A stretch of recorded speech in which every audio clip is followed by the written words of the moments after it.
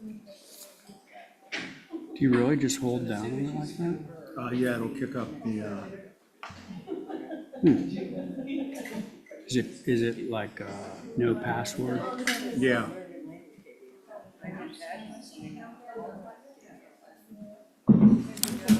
There you go. Thanks a lot. Sure.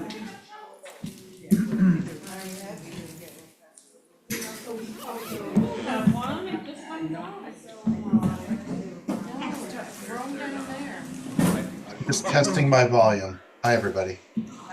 All right, you guys ready? Yes. Ready? Hello, Connie. Good evening, everyone. As I turn on my microphone and welcome you to this edition of the Nantucket Historic District Commission. We're not just the HDC, we are the Nantucket Historic District Commission. And don't you forget. All right, Tuesday, October 22nd, just after 4 p.m. Let's see, this meeting is being audio-video recorded. Anything you say or display will be shown on the town's YouTube. Please act accordingly. Comments through the chair after you're recognized to have the floor will make it easier on our minutes makers. And everybody have a fun night. Okay. Can we have a motion to approve the agenda? I'll make that motion, Mr. Chair. All right, so it'll be the regular board members. All in favor, say aye. Aye. Any opposed? We're going to move quickly on to consents. I see Val and Ray need to recuse. Yep. Anyone else?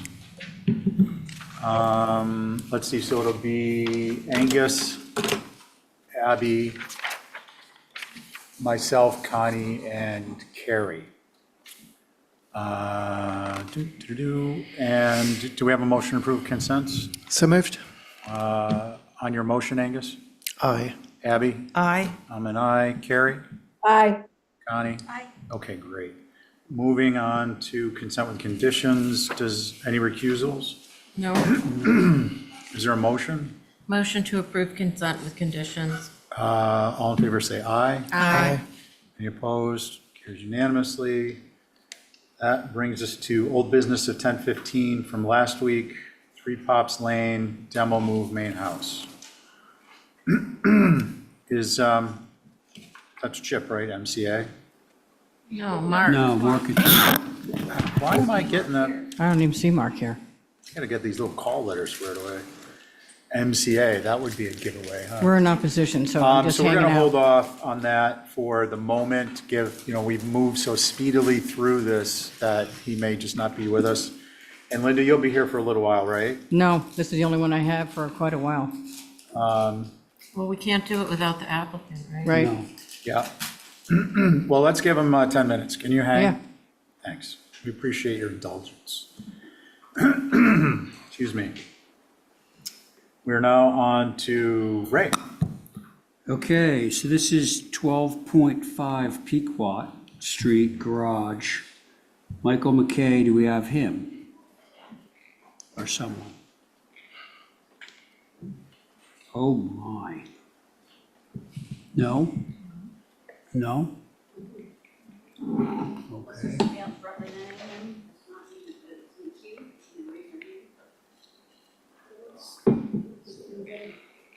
Well, if there's nobody to rep 12.5 Pequot, we're going to skip over it for now.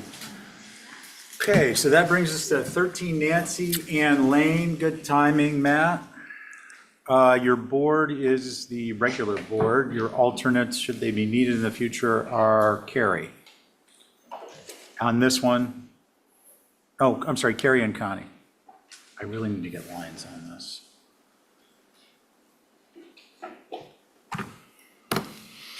Okay, with your permission, Mr. Chair, I can start. Please. So you've seen this building previously.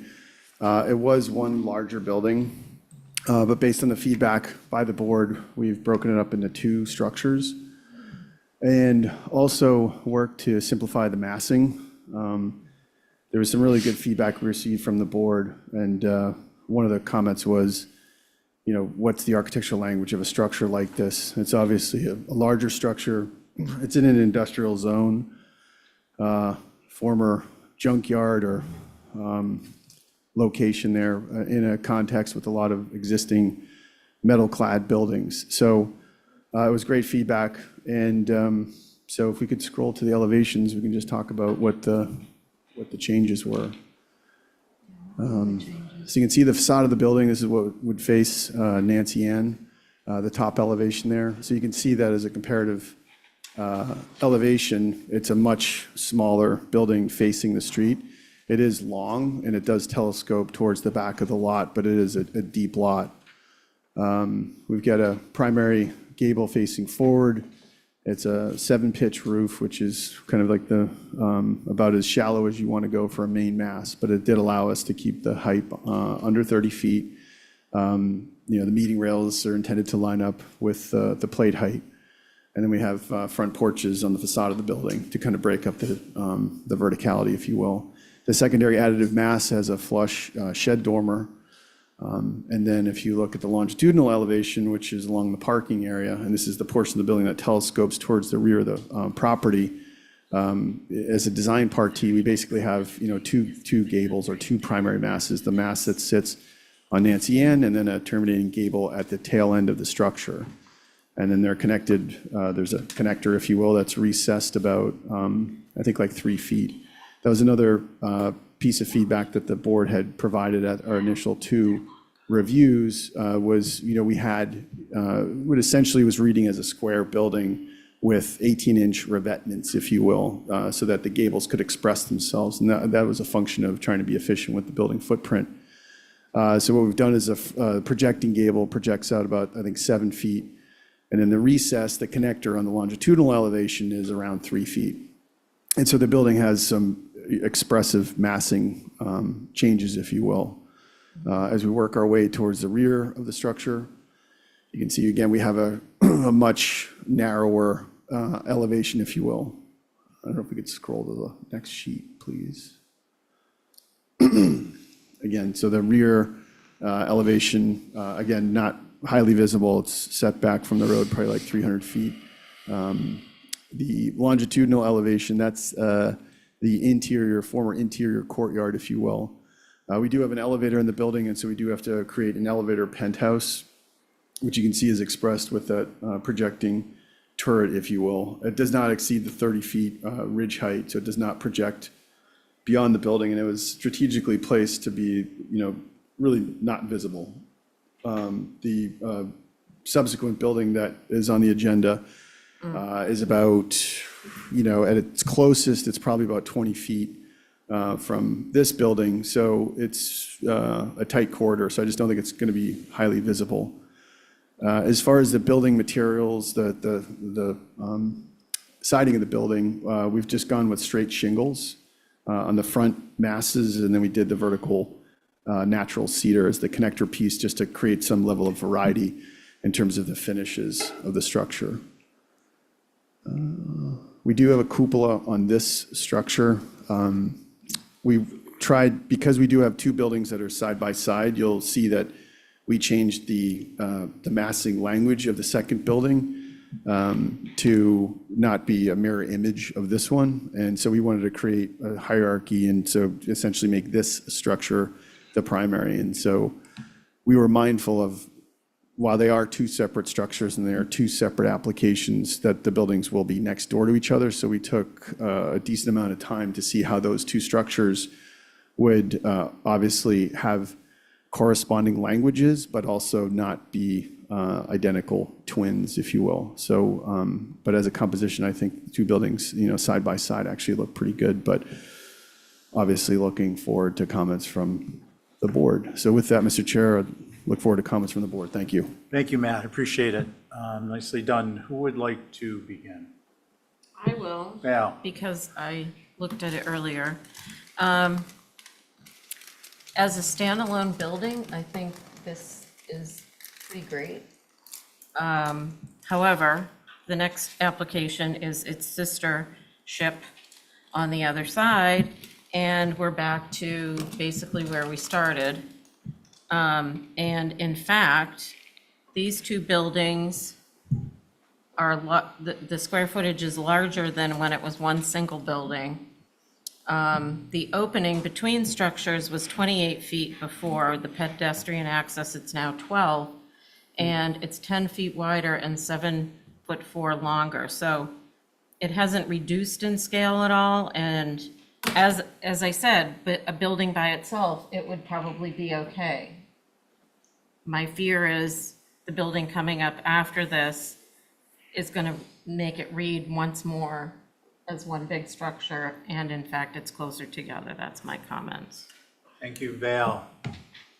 Who would like to go next? Regular board, I'm happy to go. please, Angus. The picture that I'm missing here is of both buildings together. I know that they're two separate applications, but obviously they're going to play critical roles with each other. So I think that that's an important piece to see, to really to give an opinion about this. Thank you. Thanks, Angus. Before you finish, I think I'd like to ask Matt, can you address that with some drawings? Sure. So we're happy to provide, a streetscape. We wanted to kind of think of the buildings. They are technically independent structures, and they actually do sit on independent lots, believe it or not. But I do think we were mindful that because these two structures will be presenting themselves as adjacent structures, like I said, we took a lot of time seeing how these two structures play off of each other. So we're happy to provide some street perspectives to show how they would look from the road. Okay, thanks. Yeah, I think that's going to be critical. Let's see, Ray? My comments echo Val's to a large extent.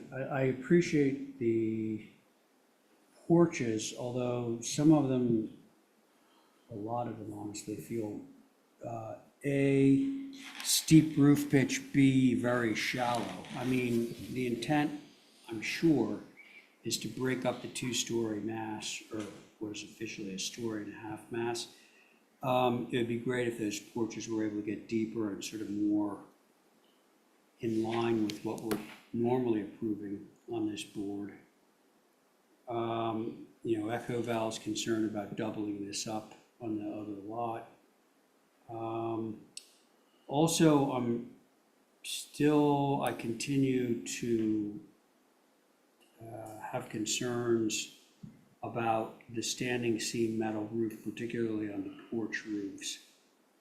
So that's it for me for now. Thanks, Ray. Abby? Matt, what represents the green hatch? Is that On this, on which plan? vegetation? Yeah, can we go to the site plan, just so I can? Yeah. Those are parks or green space, so we actually have a fairly well-developed landscape plan. And the concept, just as a reminder, is that at one point, we actually had parking in front of the structure, and through conversations with various people, elected to put the parking on the rear and then dedicate basically a park in the front of the structure. And the idea behind that is to, fence it in. And so for the residential applicants residential occupants on the second floor, that would be a fenced-in area for kids and pets. It's a pretty good area too, pretty good size. And then around the perimeter, on the east and the west, there's two small pocket parks, and so those are tended to be vegetated with privet, and there's some benches and picnic tables. And we strategically placed those two pocket parks on the west and east intentionally, so that when you're driving by the structure, you're really only going to see probably about 5 or 6 spaces on the right and 5 or 6 spaces on the left, and then this park is a green space that then shields the remaining perimeter parking. Towards the rear of the property, we have utilities, trash, generator, condensers and the like there, but we have the ability to screen it. But we are compliant with the planning board's open space requirement. And in fact, we also have the center courtyard, which will also be a public space. So, but their short answer is that that's green space. Right, okay. Because as people have said, the architecture is fine. I think the area is very mixed. I mean, I think, is this near the pyramid of sand? It's very far behind. It's actually, because I know you had, through you, Mr. Chair, you had asked if this building was visible from Old South Road, and it's not at all. It's almost, I want to say, north of a third of a mile from Old South Road. And again, I would invite all of the board members, if you can, take a drive by, just to get a sense of the context. And, you know, the term former junkyard's been floated in other applications, but I think it's a pretty accurate description. It's not to say that there's room for improvement, and that's one of our primary goals here, is to, you know, take an area like this that is predominantly filled with metal-clad buildings with industrial uses, and you know, and basically make an improvement to it. Have a building that's contextual, but then also provide a level of program that's going to be useful. So I just wanted to say that my garage that I go to is on number 5, Nancy, and so I know the area pretty well. And I think the vegetation is really going to help this plan. I think if it is a lot of parking and a lot of asphalt and a lot of buildings still, but if that could be reduced at all, I don't have an idea how to do that, but that might make it a little more appealing. Thanks. Thank you, Abby. Matt, my comments echo the boards, or just kind of underscore a couple. I think the commercial scale size is going to benefit greatly from vegetation. I'm sure you'll be sensitive about that. I think the architecture is certainly workable. That proof will be in the perspectives of the separate buildings shown together. And I just want to go back on the landscaping. I mean, I think this underground parking is really going to be helpful in a number of ways, and not just in terms of an approval process, in terms of being able to have some flexibility of what landscape materials you cite where. I think I would add simple is probably better here. You know, some strategic mature trees are going to go a lot further than a bunch of foundational plants that are going to make it look more like a mall type setting. But I think in the end, you know, 10 years from now, 5 years from now, if you put mature enough trees in, we're really going to be able to appreciate that sense of open space that the underground parking allows to be created, instead of having, you know, a 3-foot planting strip around the edge of the lot as is typically proposed for these types of commercial buildings. So I think that's important to point out. And I think what we'll do is, how do we want to handle this? We've given him some information. Angus, you really haven't weighed in on architectural elements until you see the next building. I guess we can just hold this one for revisions, and you can incorporate comments from the next application. Definitely. I think that, so we can provide you with the landscape plan, because there's an updated landscape plan, and that, even though it's a separate application, I think it would be helpful as it relates to the architecture. 2 is I did pick up some feedback from board members about specific changes to the, you know, either the roof material and roof pitches and porches and things like that. And then also we can supply the street perspectives, multiple street perspectives, just to show you how the 2 buildings play off of each other. Okay, thanks. And I'll add my voice to the covered porch and the pent roof. The roof pitches, I think, need to be shallower. I do have one other comment, Go ahead, Mr. Val. Chair, through you. Yep. Is there any way, Matt, to make some of the eave lines differentiate from one another, We could certainly. so that it does have more of a additive mass feel to it? Through you, Mr. Chair, Val, we could certainly look at that. We tried to keep the language, almost going to set the rules and then play the game, specifically footprint widths, specifically regarding the gables and the roof pitch. And then, you know, tried to actually develop a fairly simple partie, if you will, for the building. But we could certainly look at dropping plate heights in the secondary additive masses. Okay. So how about we get a motion to hold for additional information and revisions? All in favor of Ray's motion, say aye. Aye. Aye. Any opposed? Okay. On to the next one. Actually, Yep. Mr. Catone has joined us. This is the tandem building, if you guys are cool with that. I'd like Oh, to- I'm so sorry. Yeah. I kind of figured that was how do you say it? Rinse and repeat? Rinse and repeat. Well, this one, Matt had led with that these are different. Okay, sorry. Jumped the gun. Yeah, no. So we're going to go with the regular board, and I think we'll have all three alternates be able to sit in the future if and as required. Okay, thank you, Mr. Chair. So I'll just jump right into the architecture. So if we could scroll down to the Nancy Ann elevation, that would be great. So there at the top of the page, you can see this building has a different massing schematic from the structure we just reviewed. And again, when we look at the streetscape as a collective, the primary gable with the cupola is intended to be the primary, or the anchor, if you will. And in this building, the intention was to actually drop the gable widths, projecting gable widths. Again, they have the same pitch, the 7 pitch. The plate heights are the same. I'm sure some of the comments that we received on the previous building apply here specifically as it relates to the porches and the pitch and dimension. But again, I'd say that the Nancy Ann Lane is the elevation most relevant, if you will. And with that, we can go to the other 2 elevations. Rear elevation, again, not highly visible, but you can see that the width is dramatically different than the previous submission. Same issue with the elevator in the penthouse, but again, we try to tuck it in the inside corner, not have the projection of the highest point of the penthouse exceed the main roof ridge, if you will. So with that, look forward to comments from the board, Mr. Chair. Thanks, Matt. Val? I think it's probably fairly similar to what I said before, because they're virtually the same size.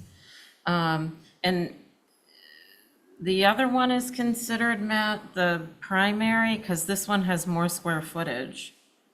Through you, Mr. Chair, just in terms of the width of the gable, so Okay. when I show you the streetscape, there's the building that we just looked at actually has a much wider gable, so I think that if that's the primary with the cupola, and then as you work to the next building over, we have smaller gables, but the same pitch, so that was the intention. So I think the square footage might actually be slightly larger on this, but it's mostly a function of the first floor additional square footage projections, if you will. Okay. I think, for me, I'd like to see one portion of one or the other, or both, have some one-story elements and not just an overhang over the door, just to sort of ground it and give it some variety, but that's just me. I think it's, again, by itself, could be an approvable building, but then side by side, it really is one big building. Thanks, Val. Let's see, Angus? Bless you. Through the chair, I have a question for the applicant. In the lower elevation, there's a line here that appears to be flush, but what is that?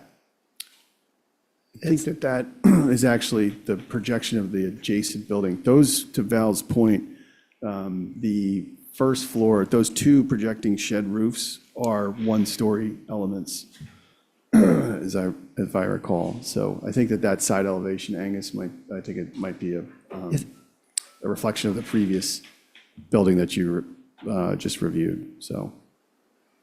I don't think I think that side elevation's inaccurate, and I apologize for that. So is that the face that we're seeing in the distance? I think that's the building next door. So I think that you. lower longitudinal elevation, I think, is of the next door project, so I think that it's confusing. With the sneezing? Apologies. Or with the, Sorry, Matt. Okay, so you'll fix that. Yeah. Anything else, Angus? Well, I meant to say in the last application, I appreciated the depth between planes, rather than them being superficial, like 1 or 2 feet. I'm seeing more like 7 feet. So I really appreciate that on both applications. But with this one, I guess I'm still not quite understanding because the two Nancy Ann Lane gables look to be flush. And then when you go around the corner to the left side, I think I get it now. I think I misspoke. If you look at the side elevation that you were just pointing to with your pointer, if you go to the lower, yeah, see that pent roof that's projecting at a really steep pitch? You can see the side profile of the cheek. So that is the porch in front of one of the secondary gables. And then you can see the gable, the smaller gable, that is a projection. At one point, we actually had the gable flush in the one story, we had a projecting one story element. So that's why I was confused. I apologize. So that is an accurate elevation. And I don't know if that makes sense, what I'm saying. so just to clarify, these two are flush with each other and this is recessed. Correct. And so, By about 7 feet, that center section. and that is just the side over here. Correct, yeah. And you can see that the Okay. gable, the height of the gable is obviously lower of the projecting two gables. You can kind of see that in the longitudinal. Thank you. Sorry, it took me a second. We did have at one point, I don't know, it'd be good feedback, and this is to Val's comment, is we could theoretically take that gable and pull it back so it is flush with the terminating rake board, and then the one story, we would basically just have like one story elements that are 4-pitch roofs. Just a thought. Not the design at the table here, but. You saw me take my glasses. So my comments are that I appreciate the fenestration, the massing. I actually like these two gables being flush with each other, with the middle being recessed, as it's shown in the site plan, and I think in the floor plans as well. And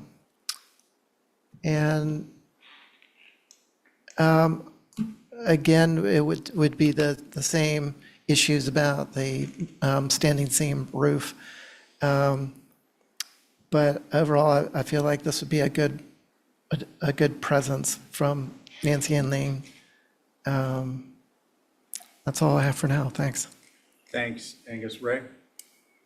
I have essentially the same comments I had on the other building regarding the porches, standing seam metal roof. That mainly. Thank you. Thanks, Abby. Yeah, I agree about the first floor roofs over those porches. It seems a little steep and sort of contrived. But I'm kind of worried about the presence of the, what is the color of the metal siding? Well, actually, we don't have any more metal siding. Well, just the just the shingle? roof at this point. And that is like a dark gray? It was a slightly lighter gray, a slightly lighter shade than like a gunmetal. Okay. And the shutters are black? Yes. And the sash is black as I well? believe the sash is think black so. or gray. I'm sorry, it's been a minute since we talked about it, but it was either a gray or a black. Okay. I think because it is a multi-use building, it would be okay. I don't want to have sort of a dark, heavy feeling. So I'm just thinking about what that's going to look like as a whole block of color. Thank you, Abby. Matt, it was astute of you not to pick rest stop green for the roof metal. It would have looked like a Vermont We building. were close. For the minutes maker, you can just cut and paste my comments from the prior building. Thank you. So can we get a motion for more information being perspectives and some revisions? So moved. On your all in favor of Abby's motion, say aye. Aye. Any opposed? Carries unanimously. Thank you very much. Thanks, Matt. All right, that brings us to Mark's here. 3 Pops Lane. Linda's here.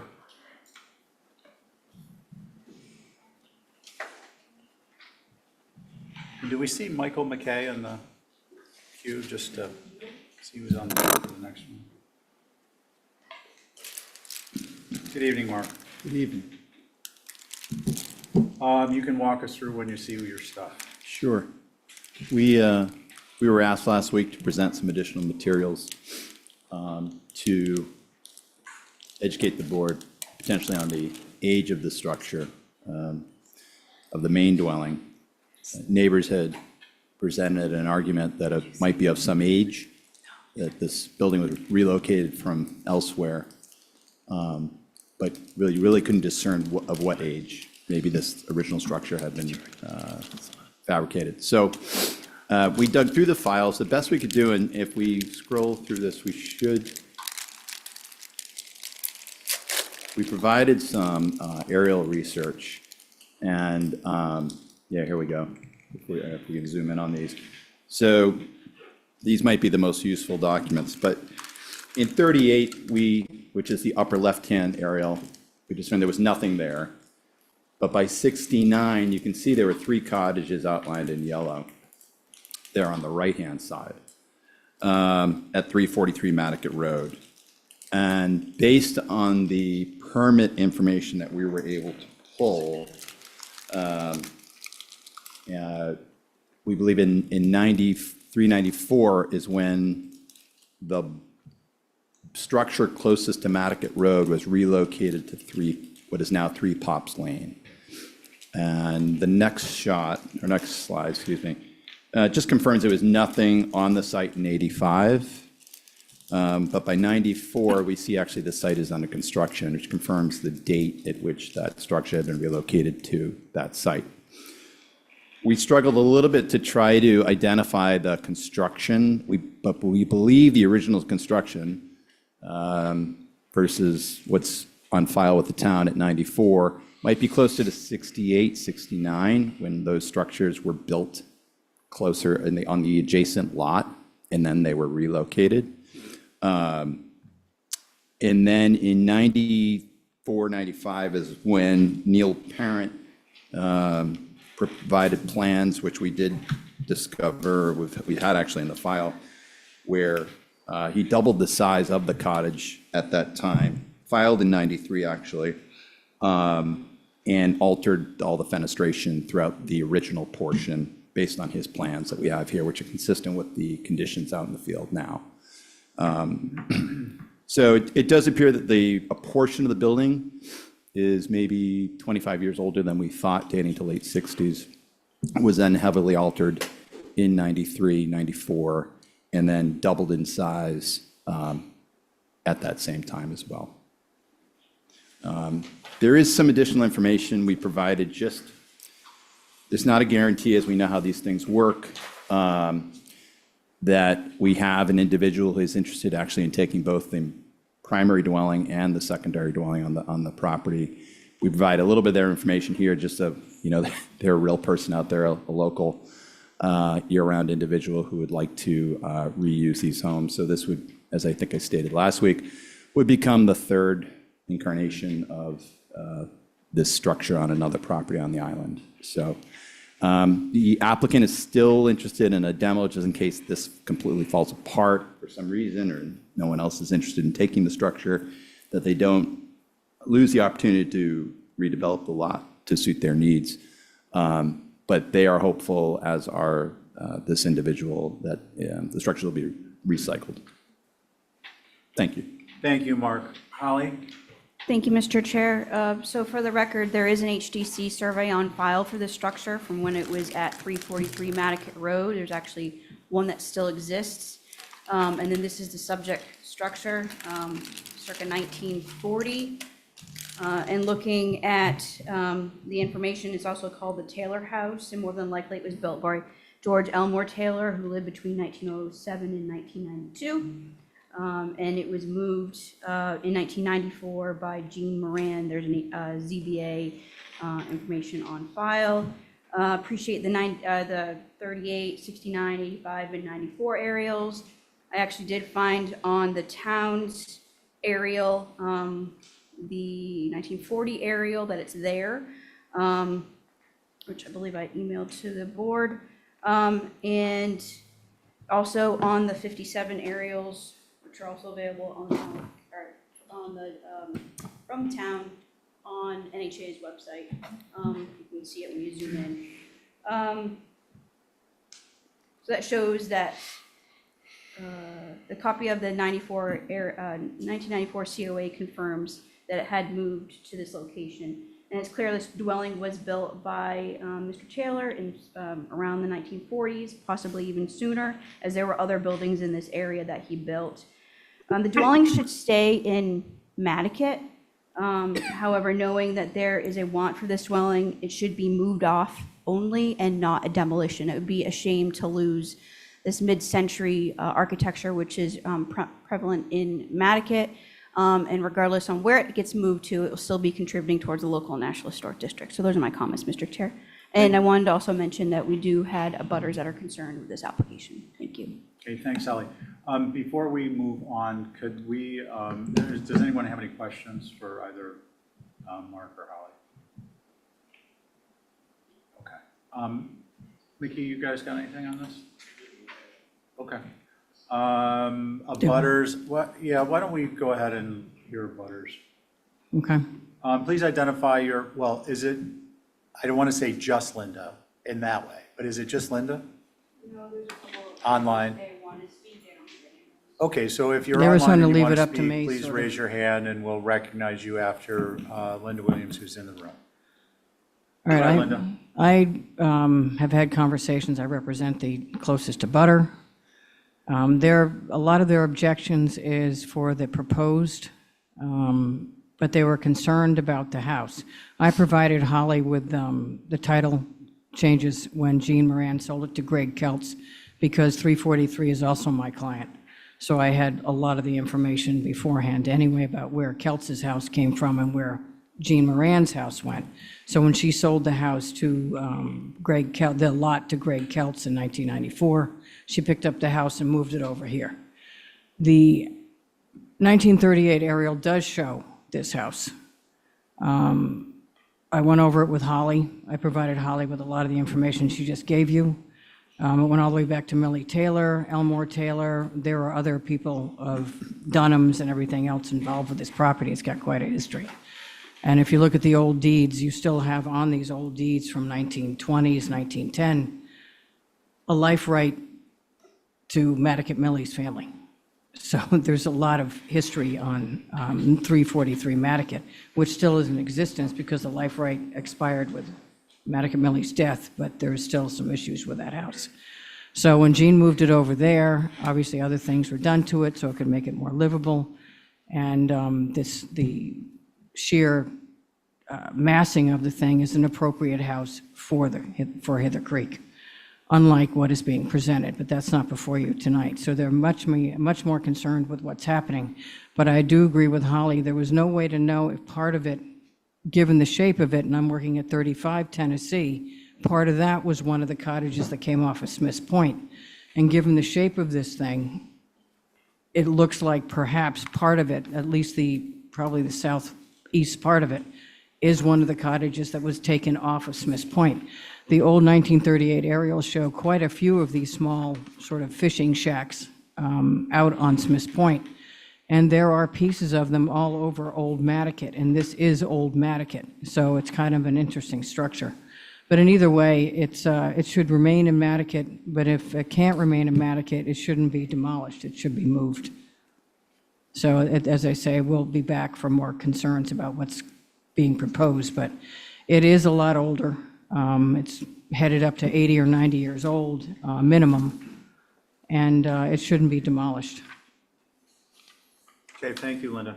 So the board, as it appears on the agenda, is myself, Ray, Val, Angus, and Joe, and our alternate is Connie. Who would like to begin? Concerns or motions only? I don't expect we're going to a motion right now, just saying.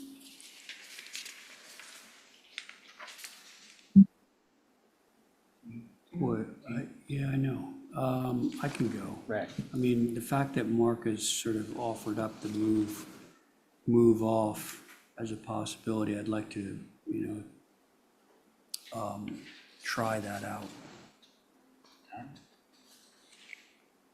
Anything else? No. And now, just to be clear, you're saying move as in a move only or move demo? At this point, Okay, thank you. Val? Yeah, I feel the same way. It'd be nice if somebody could reuse it, and unfortunately, it's not subject to the 6-month delay, so they only have to put in 30 days or something, right? No. It's a 180-day notice. Or it's a 30-day notice, but there's 180 days for the people to reply. The new bylaw's in effect. I'd love to see it moved, and somebody use it. Okay. Anything else? No. Thanks. Angus? Thank you. I would first prefer for it to be made use of in situ. Second option would be for it to, if it were to move, to stay in this area of Madaket where there's similar structures. And then the third option of moving and going to a site that is already ready for it and the owner wants to receive it. The last option I wouldn't be in favor of, and that's a backup demo. So I'd like to see this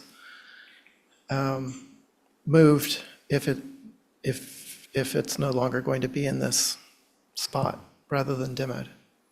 Thank you. Thanks, Angus. Let's see. We've got Me? Joe. Yeah, well, yeah, hi. I would support a move to any location. I think, in an ideal world, it would go to Madaket, but I would support it moving anywhere on the island. There's definitely enough doubt about the age of the structure. What I find interesting is that if it was moved in 94 and then it sounds like it was heavily altered and fenestration was changed. And once you peek beneath the surface of the building, we don't know how much of the historic fabric is left there. So the history sounds interesting. It's an interesting narrative.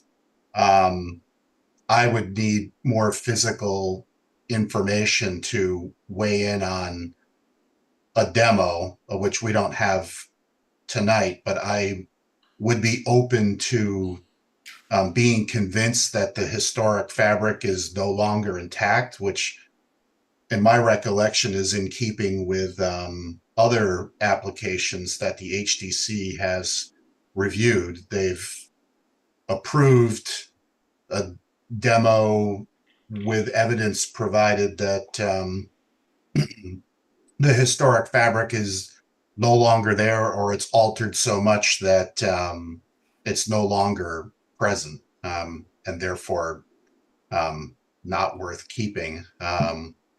And just as a side note, I appreciate the information that Holly provided. The structure is listed as, I think, 1940, but it's also listed as non-contributing. I just wanted to mention that. It's a ranch. I don't see it and characterize it as a quintessential Madaket cottage. So, but anyway, those are my comments. Okay, thanks, Joe. So I think that leaves me. I just want to say out of the gate, I'm starting to feel, John, when you start talking about structures in the 1960s, it must be what he felt when people were talking about structures in the 1920s. It starts to make you feel a little. yeah. I think Joe's comments about the documentation of physical information for a demo determination that's a point well taken, and I would ask that you be prepared to provide that if it comes to a demo, gives you some time in a run-up for that. And I agree with the other comments that have been made. Mr. Chair. Nice to keep it in Madaket, and if we can, it'd be important to use it somewhere. Holly? Thank you, Mr. Chair. Just a point of clarification from what Joe had mentioned about the HDC survey that's on file.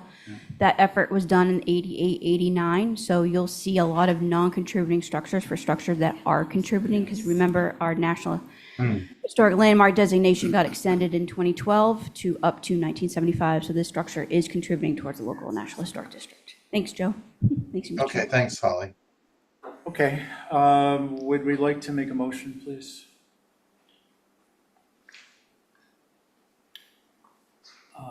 I could move for a move off only, see where that goes. Okay, let's see, on your motion, Ray.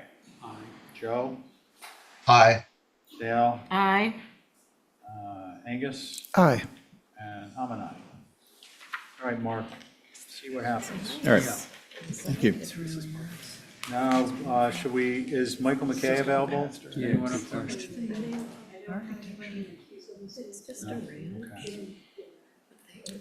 Okay, so that is going to bring us to 8 Maple Lane, new dwelling. Chris?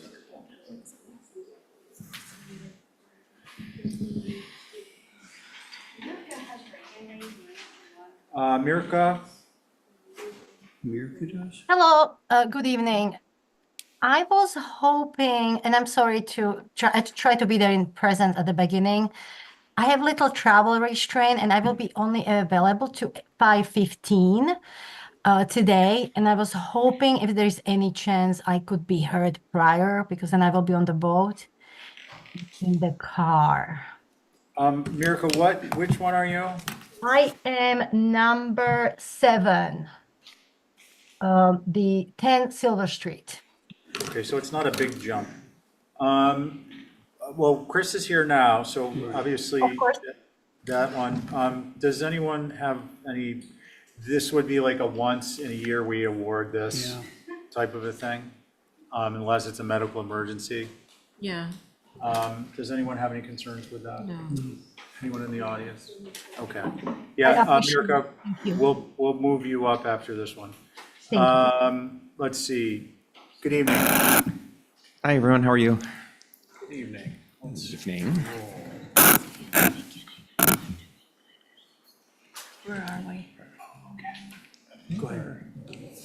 Sarah, can I try to go to the elevation, just the front elevation, if you don't mind? Thank you so much. Perfect. Thank you. Good evening, everybody. Just want to first say thank you very much from a few weeks ago for reviewing the application. We took it serious. We went back to the drawing board a little bit and looked at the surrounding homes on the street for Maple Lane as well. I believe what you're about to see, we captured all of your concerns with the revisions before you. In the packet, you'll also see some neighboring homes just to get an idea of scale and context.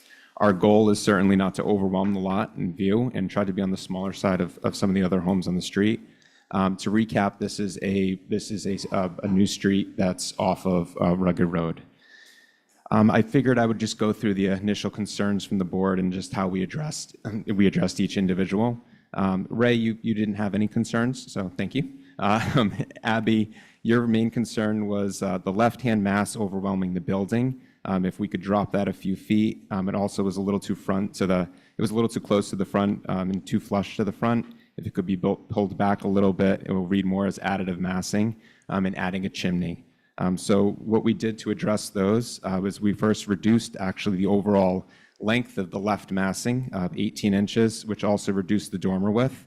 I think it helps with the overall appearance. It does create separation with it being the additive massing and the overall verticality of the space.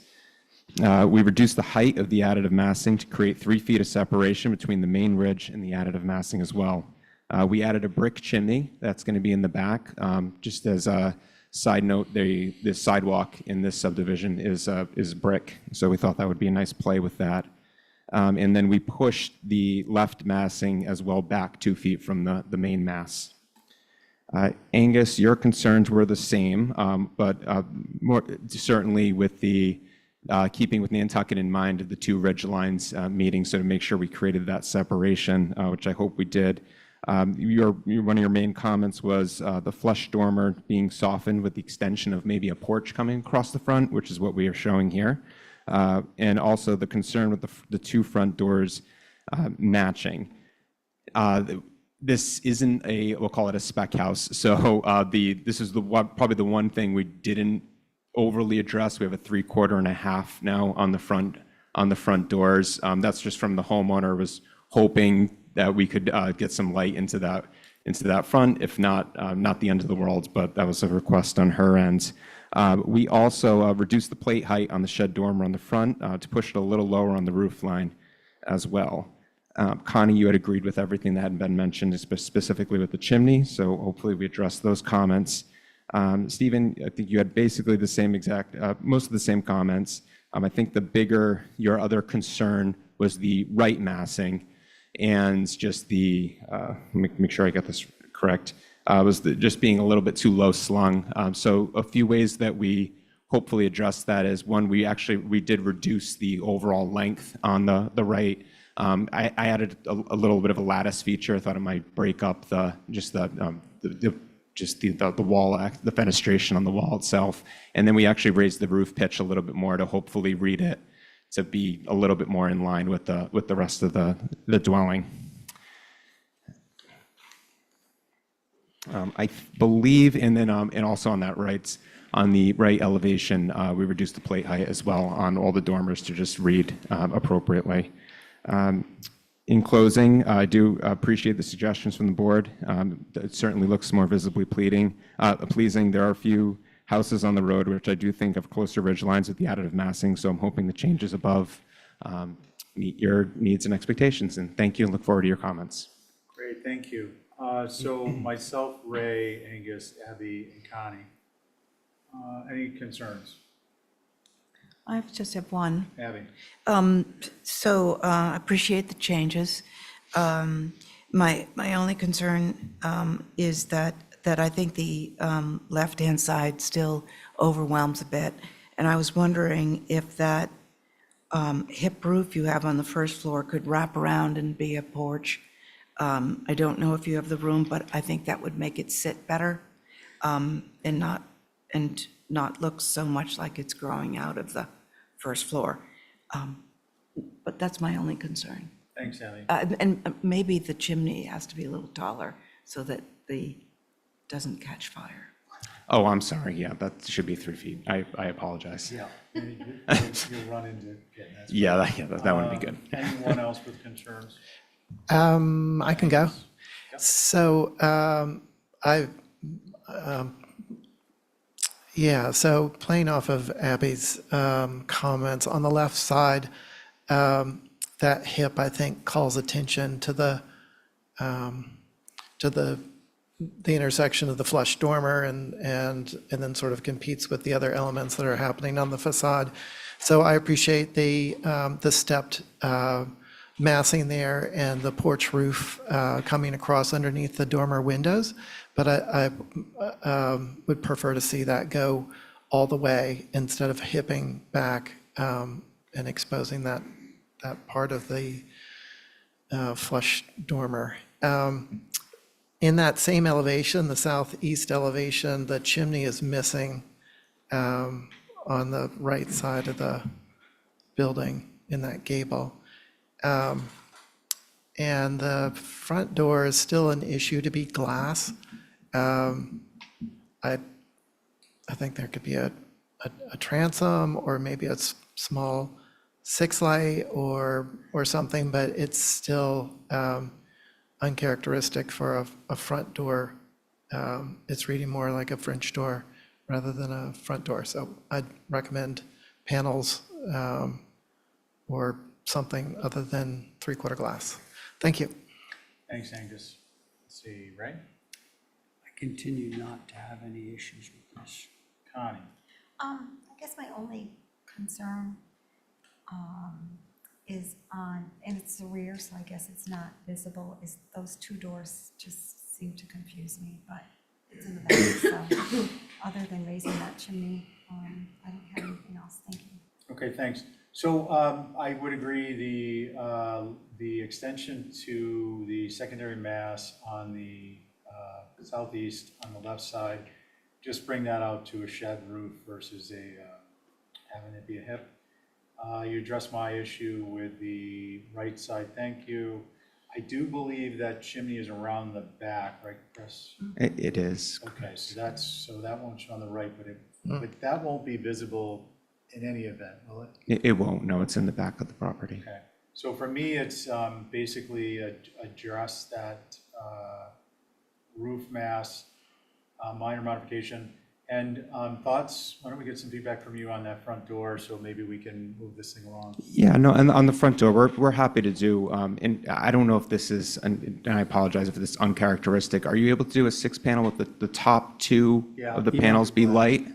We'd be more than happy to do that, and I'm more than happy to bring that. I thought you liked the hips, so I'm more than happy to bring that right across to the corner and make that flush on. Those are two changes that we'd be more than happy to make. Thank you. Okay, Ray, are you feeling an Exhibit A?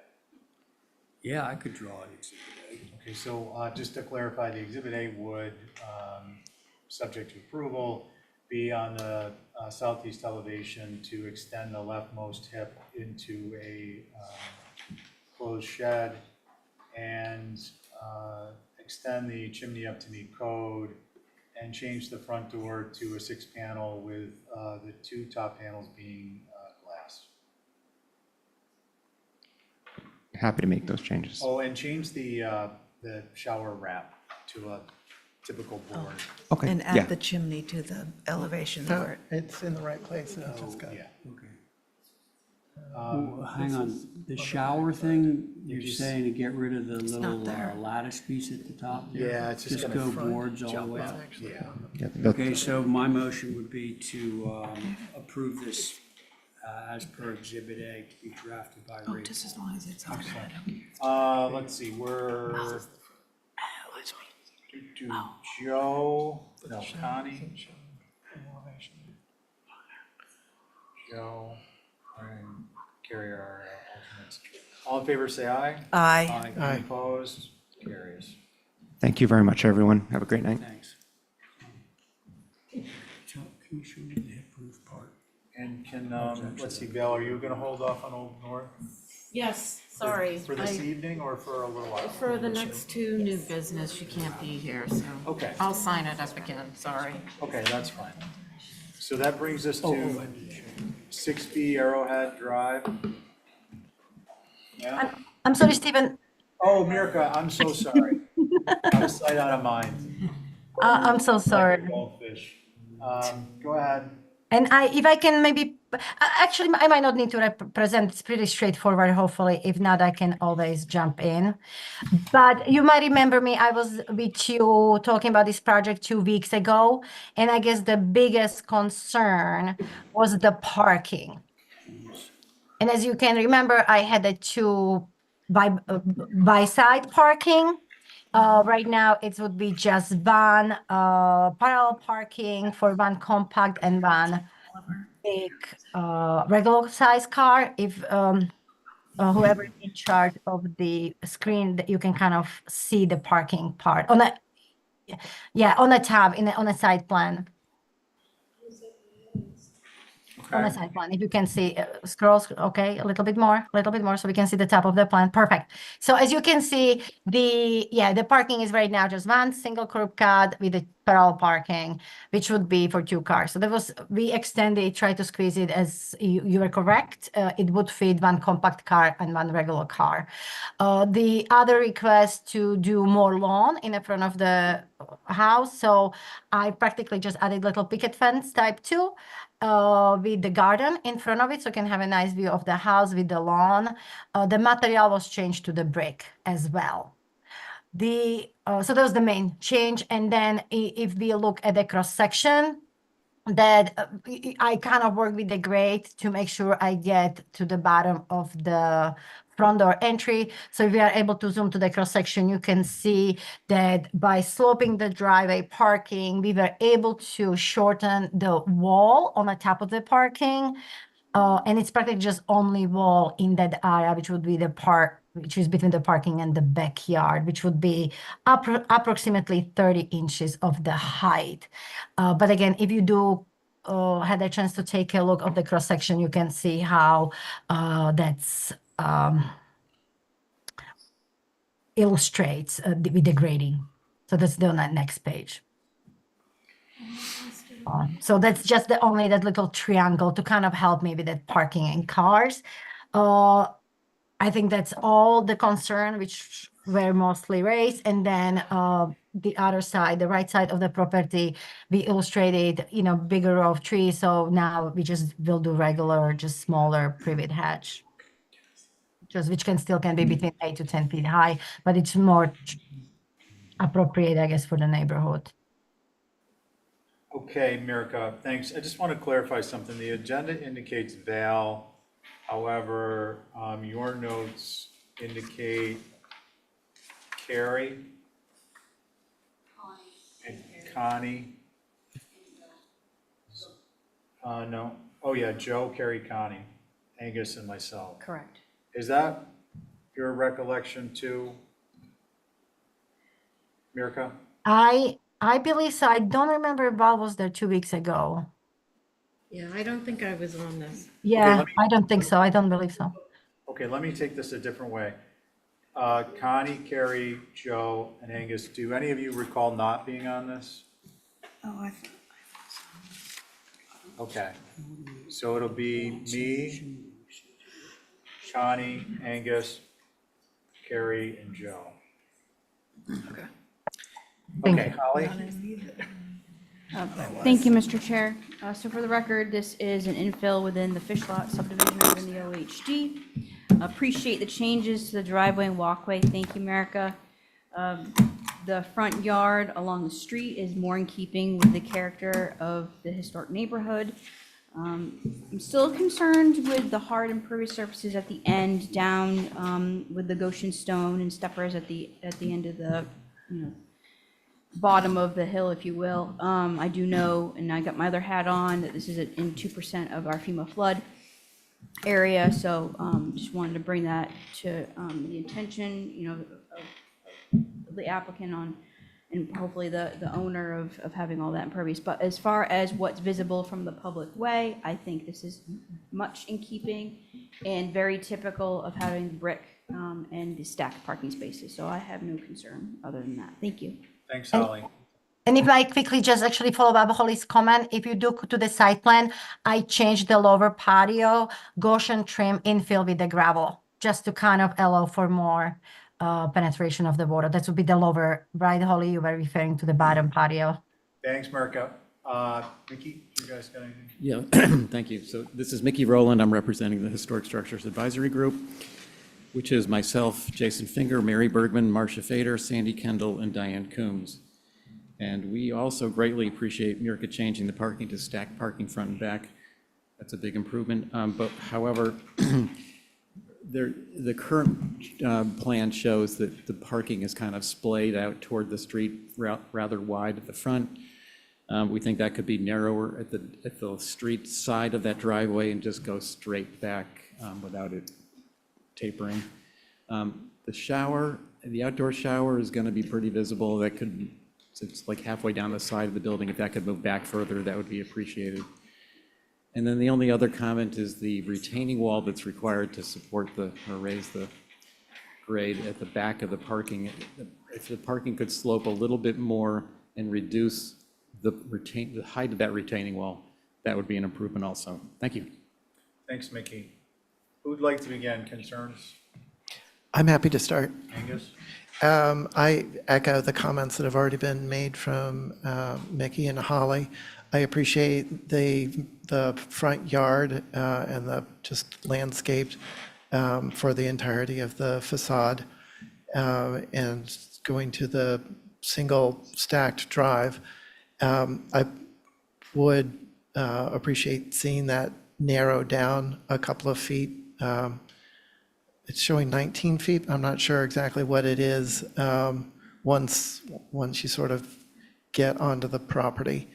And the slope, I think that retaining at the end of the parking could be reduced a couple of steps just by following grade a little bit more and having the parking slope. It would also drop the cars, obstruction of the building a little bit as well. And I agree about the outdoor shower. It would be preferable for that to be more towards the back, especially in such a high visibility elevation here. Thank you. Thanks, Angus. Who's next? I got one easy one. It's already been Um, said.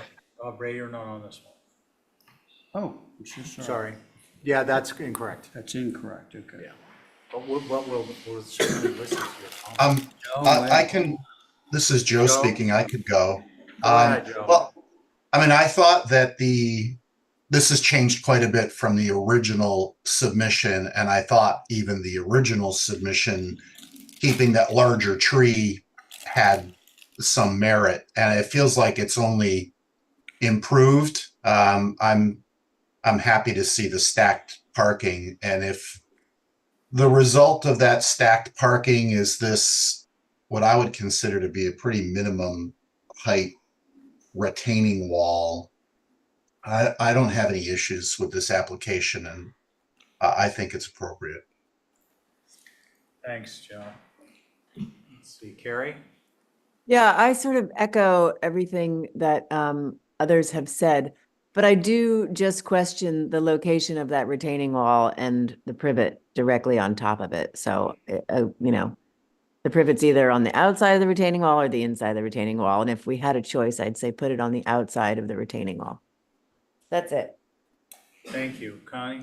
I don't really have much else to add. My two concerns is one, the shower, outdoor shower location, and the second one is if we could keep a consistent width on the driveway from front to back. Okay, thank you. Thank you. So my comments, Mirka, are, I think that retaining wall really wants to be New England stone. It's a very small area, but it's going to be visible, and I think it's becoming this location, whereas the PT most certainly is not. I frankly regret approving PT in the old historic district on retaining walls, period. I think that outdoor shower, I would suggest maybe became a foot wash. I see where it is located near the driveway to go to the backyard, and the outdoor shower could be perhaps relocated to someplace more private. And those are really my two concerns. It seems like something with the retaining wall and the outdoor shower are the consensus items. May I follow up? Yeah. Yeah, so I'm okay to move the shower, find a place in the back, makes, okay, and I think I can make work additional 6 inches of the height of the wall by eliminating one riser. I just don't want to have it too big of the slope, just I want to help the water kind of, just to distribute. So I think I can make it from 30 to 24 inches wall. I still feel comfortable about that. And if we want to make the whole wall from the New England stone, that's again, I have no concern about it. We can push the return inside of the privet hedge. So the privet hedge would be in the front of the wall. So that would kind of help to screen as well. So I'm actually okay with all the consents. And if that's something I can do through the exhibit A. Okay, Mirka, the only question I have is relocating the exterior shower, or are you suggesting removing it? Well, originally, actually, to all fairness, Ethan had it approved on the bottom part. It's in the corner. If you slide a little bit down on the screen, he had it practically over that little small patio I have next to the guest house. So we can just put it back where it was approved. That was, where is that window well, bottom window well on the right, on the main house. So it was right about it there. On the left side as you're facing from Silver? If you face on, yes, left side, if you face from Silver Street towards the house, and it would be the second well, which is all the way in the back. Okay, thank So you. it was there in that area. Does anyone feel like that's these changes are not something you support before I go to trying to get a motion? The changes sound good. I just have a question through the chair Yeah, to the Angus. applicant. There's a return on the stair, on the west side of the stair, down from the drive. Is it possible to zoom in? And to Carrie's point about the landscaping preferably being on the outside, maybe go up a little bit, a little more. So there's like a return that is just there that I think prevents the planting from continuously screening the retaining wall. Is it possible for that little return to Be closer to the disappear? house? Yes, yes. I feel confident that I can make it work to bring it. Mirka, I'm sorry, I'm going to interrupt you. The return is actually a part of your stair system, so you need to keep that. That is a return parallel to silver, and it becomes the wall that the stair are let into. I was assuming we were talking about that PT return. Yeah, that is where the driveway ends, right? Yeah, Yeah, that's your return showing on the elevation. yeah.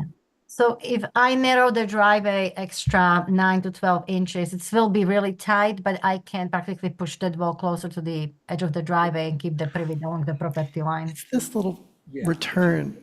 I get the part alongside the stair to retain the stair, but can that part go so that the planting can continue? Can we go to the elevation, please, the next? So that's represented here. No? The elevation? Keep going. With the cross section? That's the plan view? The second page on the bottom. All There you right. go. Can you zoom in on where the driveway retaining wall area is? Here. Next to the outdoor shower.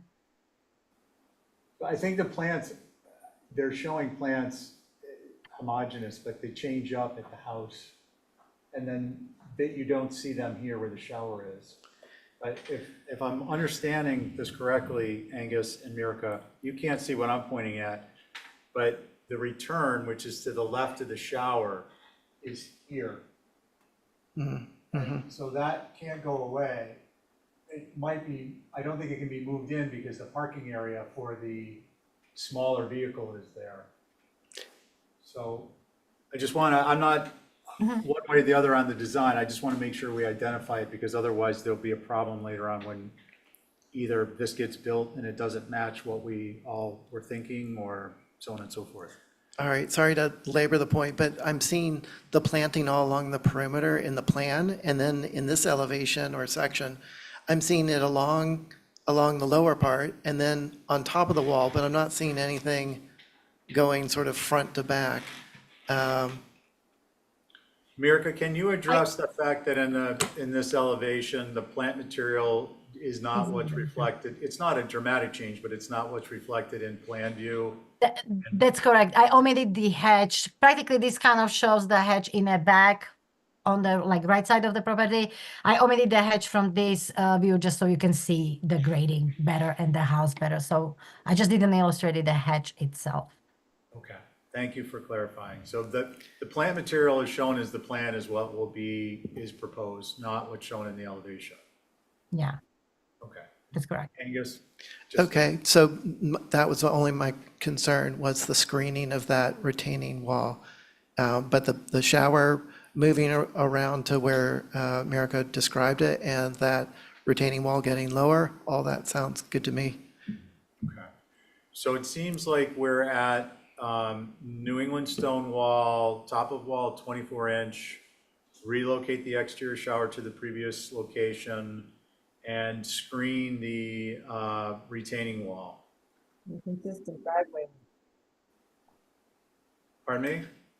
Consistent Reducing the driveway. I'm, Carrie was saying reduce the driveway width at the very, where it gets much wider. can you reduce the flare on the driveway, Mirka?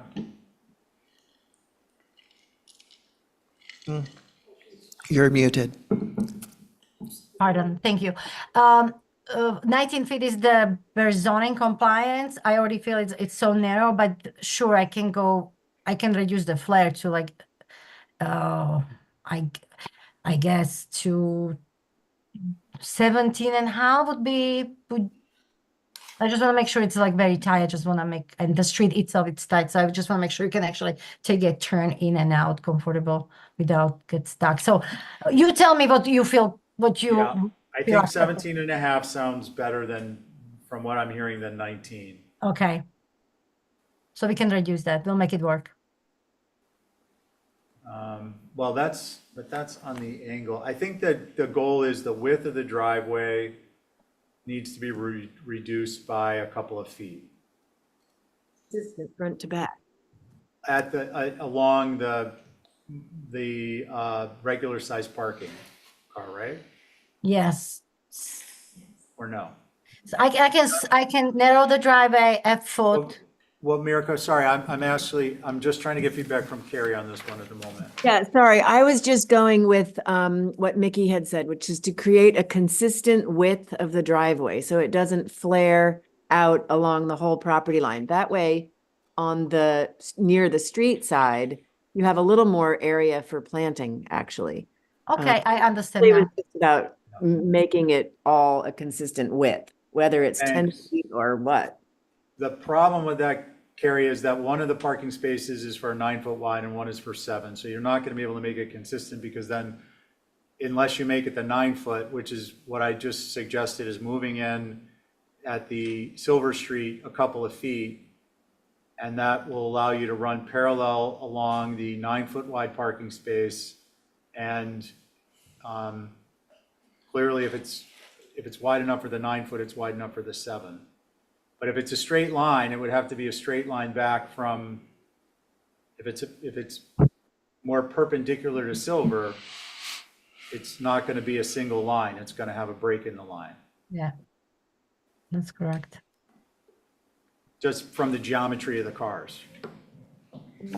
So I guess what I would propose, if you guys are willing, is that the 9 foot parking space, the area of the driveway that includes the 9 foot parking space, would taper in from where the 9 foot parking space meets the 7 foot parking space, a couple of feet on the Silver side, so that it becomes more perpendicular and you're eliminating that kind of angled entryway.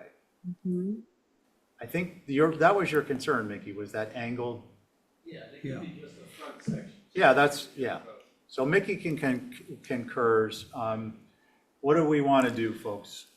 I'm happy to write it in Exhibit A, but I just want to make sure we got consensus before we move this. All that sounds good to me. I just want to clarify. So looking at the site plan, basically the driveway line would be like this. Yeah. Basically here, come in a couple feet, and then you'd have a slight deviation here where the angle goes off. And so then that gives room for planting all along there to mask any retaining. That sounds good to me. Works for you? Yep. Okay. So, Carrie, you're good? Yep. Okay, and,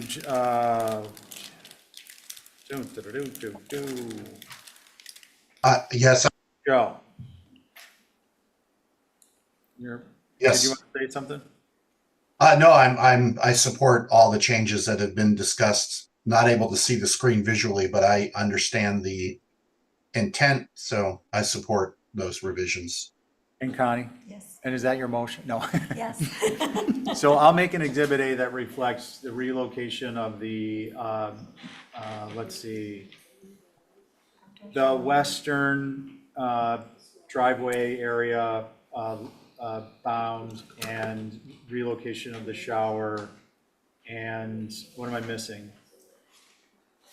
The plant material along the driveway. Correct? So that is Connie's Exhibit A. Thank you. New England stone wall. All in favor, Connie? Aye. Joe? Aye. Carrie? Aye. Angus? Aye. And I'm an aye. Okay, there you go, Mirka, just before, you might have already phased out. Thank you. Okay, so I'll do that. That brings us to, one Old North Wharf is on hold. It is? For the moment, for the next few moments. Is Michael McKay here for 12 and a half Pequot? No. Val had requested it. Oh, Okay, so that brings us to 6B Arrowhead. Matt, good evening. Your board, myself, Ray, Angus, Joe, and Abby. Alternates are Connie and Carrie. Okay, thank you, Mr. Chair. So you've reviewed this once before, so it's a one-story addition to an existing structure. The original structure was a cow barn from Pulpus Road that has had a series of additions to it. So at the last meeting, you had asked us to look at two alternative options for the railing detailing and the roof pitch. So if we scroll down to the elevations, we can show you those two options. There is a plan, so there you go. So the first is the maintaining the hip, but exposing a roughly, I think it's like a 10-inch rail that sits on top of the roof. One of the comments we had received was regarding the hip roof. The pitch was steep, and that was a function of hiding any railing or indication that there was a deck up there as a whole. And I think that the board was, on the fence about whether or not the initial submission was maybe the best answer, but as a point of comparison, you requested us to come up with these two alternate options. So again, one is with the slightly shallower hip pitch with an exposed railing. The second is the shed with the shingled rail. And I think the third, if you scroll down, is the original submission, or it should be in there somewhere. For what it's worth, I think just in terms of feedback from the property owner, I think that they like the hip, and I do too, because I think it minimizes the deck's presence.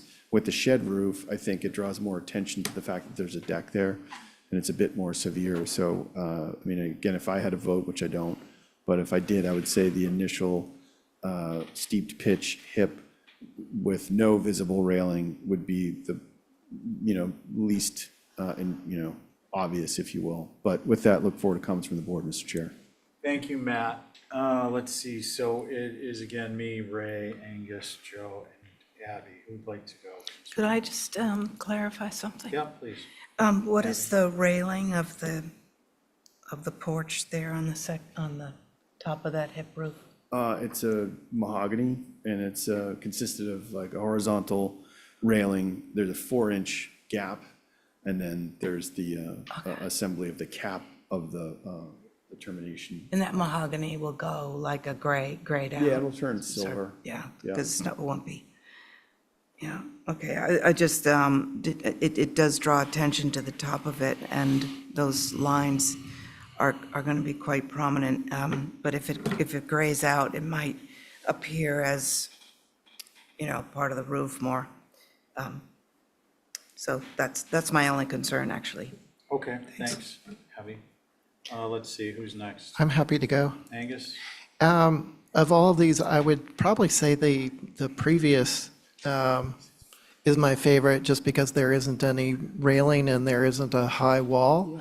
But I would say that the proposed number 2, because of the distance from the road, I feel like the roof shingles are going to blend in with that wall, and it shortens the overall length of the windows and door, so that they don't feel so much like a balcony fenestration. And I would probably say my last choice would be the proposed number 1 that has rail and hip. It seems busy and exposes a lot of the door and the windows that are in that gable. Thank you. Thank you, Angus. Who'd like to go next? Um, Ray? Speaking of, Sorry, Joseph. Go ahead, Ray. Okay, so I like the simplicity of the shed roof with the shingled rail on it. But the original proposal didn't trouble me that much either, so, that's really all I have to say. Okay, thanks. Don't like the hipped roof with the railing, that's all. Gotcha. Joe? You don't or you do? Do not, that's option 3. I mean, that's third down on the list. Okay, thanks. Joe? This is interesting. I think I might have made this suggestion for the shed roof, and I do think it results in a pretty high wall, but maybe given the distance from the street, it's fine. It's certainly the most, how do I put it, common integrated roof deck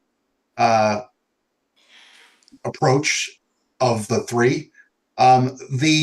The original one hides the rail, but it feels a little bit like McDonald's to me. And that steep hip wrapping around without any visible rail, I find troubling. But I wouldn't hold up a motion if that's the consensus. I do think the one with the exposed railing, if that's all cedar, that to me feels more proportionate as a hip roof, and I think the railing detail could be, maybe it's matching the other vertical railings instead of horizontal, but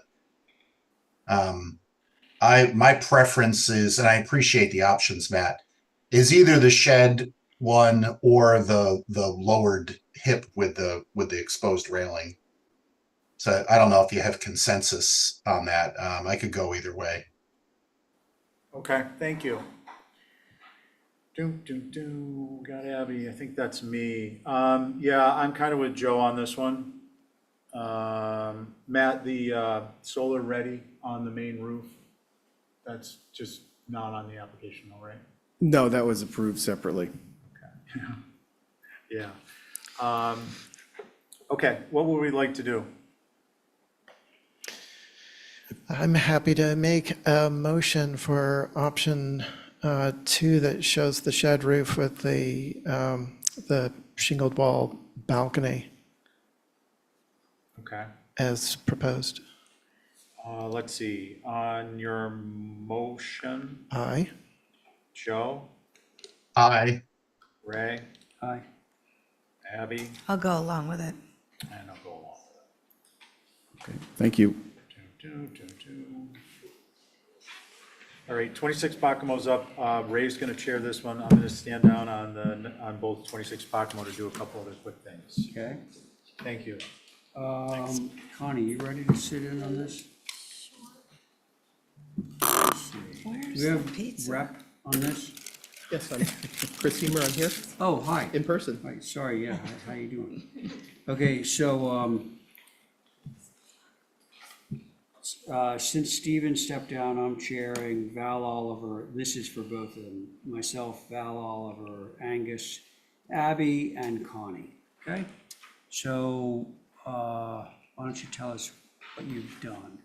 Sure. If we could scroll back up one page to the photos to start. I'd just like to clarify one comment and point from when we were here last time, back at the beginning of September, about the visibility question. You see the first couple of photos are from the street, and that the structure is really hidden by all the vegetation along Pacamo Road. It is the intention of the owners, which you will see on further landscape application, to maintain that vegetative barrier to prevent full visibility to the house. If we could scroll down to elevations then. We heard last time 2 primary consensus comments from the board. The first being on the main entry, where we had the balcony over the extended entry. We have since then revised that to be a partially enclosed porch with a hipped roof up against the house, and removed the door and converted that back to a window on the second floor. The second item was the gabled dormers. We've revised those to all be the shed dormers around the whole house, which also work well with the shed dormer that's on the garage. Finally, we did increase the windows on the second floor. I believe, Ray, that was one of your comments of increasing those windows to take up more of the wall, so those were increased by 4 inches. So those were the revisions, and we look forward to your comments. Okay, thanks. Hey, just by the way, it would be helpful, I don't see it in this package. I see the existing and I see your current, but I don't see like the penultimate version, the one that you have just revised. So usually we're including that somehow, just for future reference. Hopefully everybody remembers. Okay, thank you. And who would like to begin on the revisions?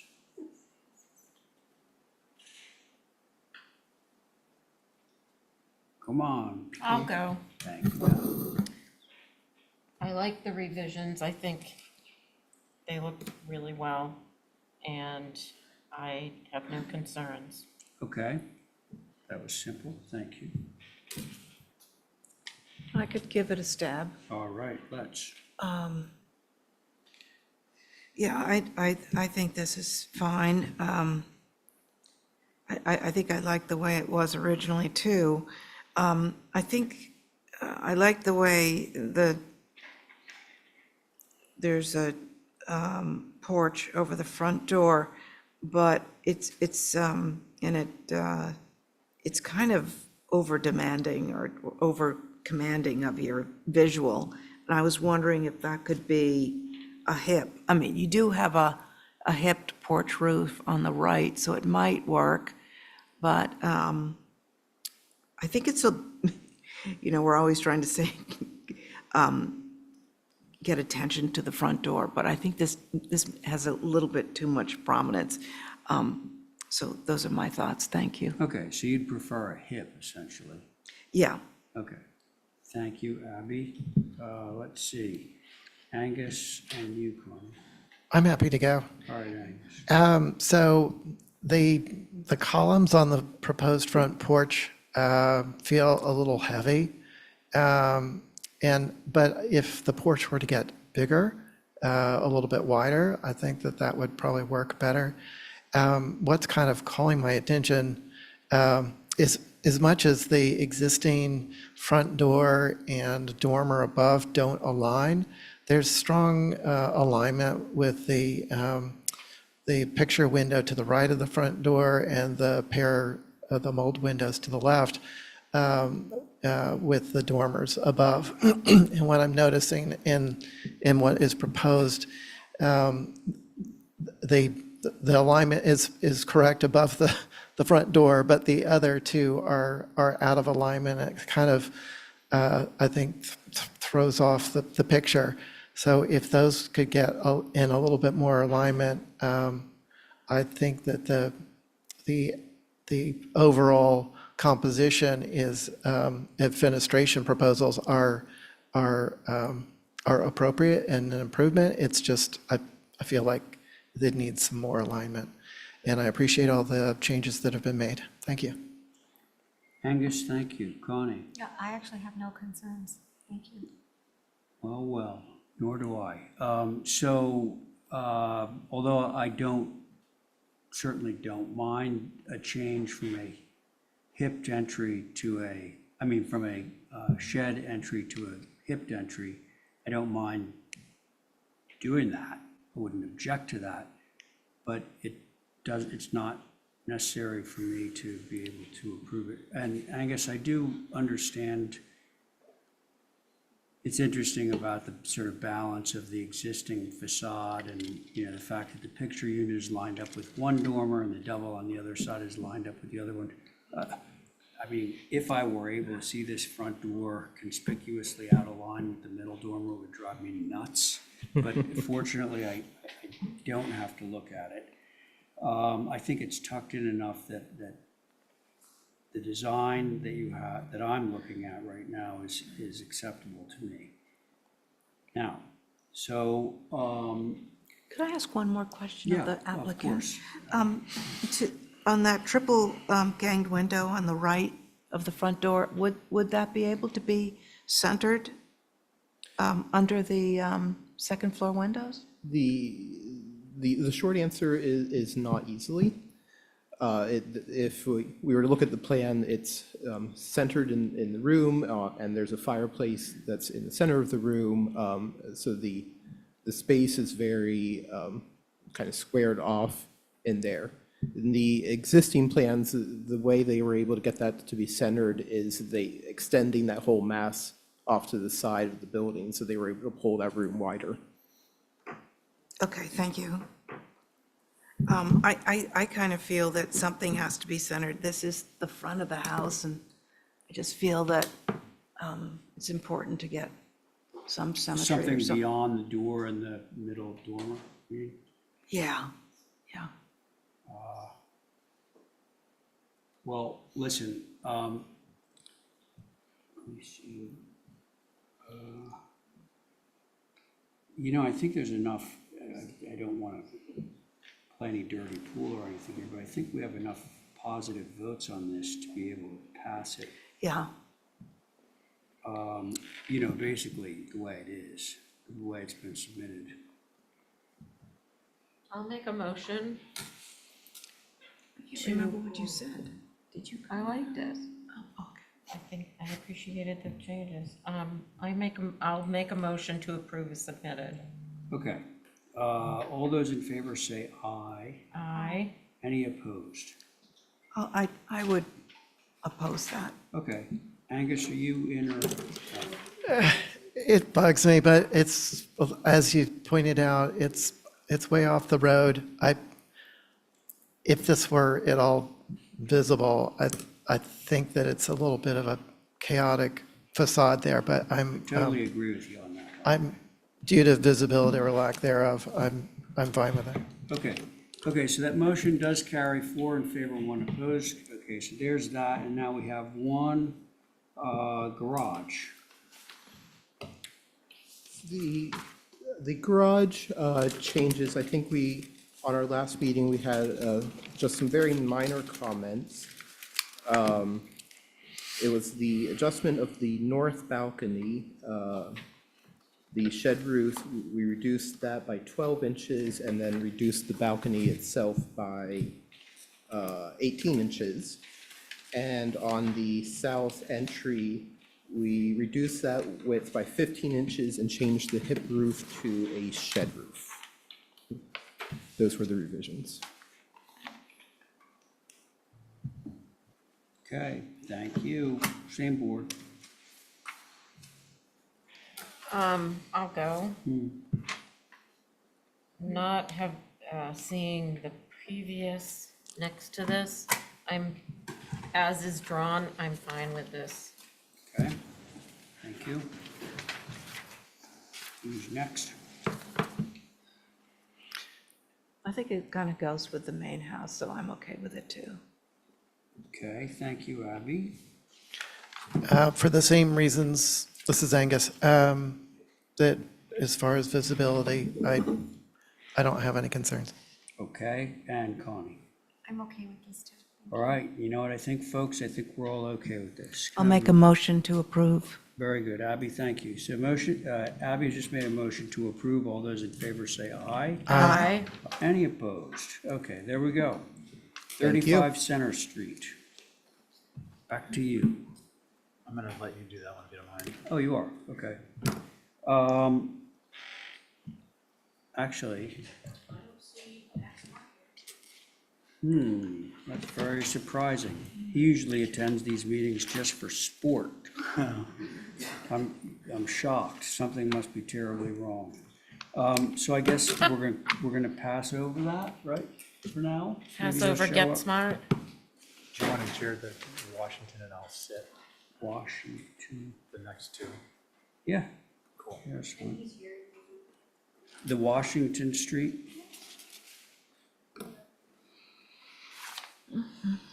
Okay, 92 Washington. Yes. Yes. This is Leo Wilson. How are you? Hi, good, how you doing? I'm well, thank you. Can I share my screen?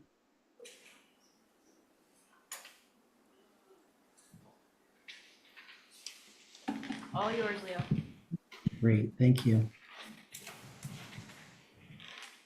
How's that? Can you see a plan? in We're front? seeing a great big video of you, Frank. That's not good. Fascinating. Um, let's go here. I think we've got it now, right? Yep. Thank Okay. you.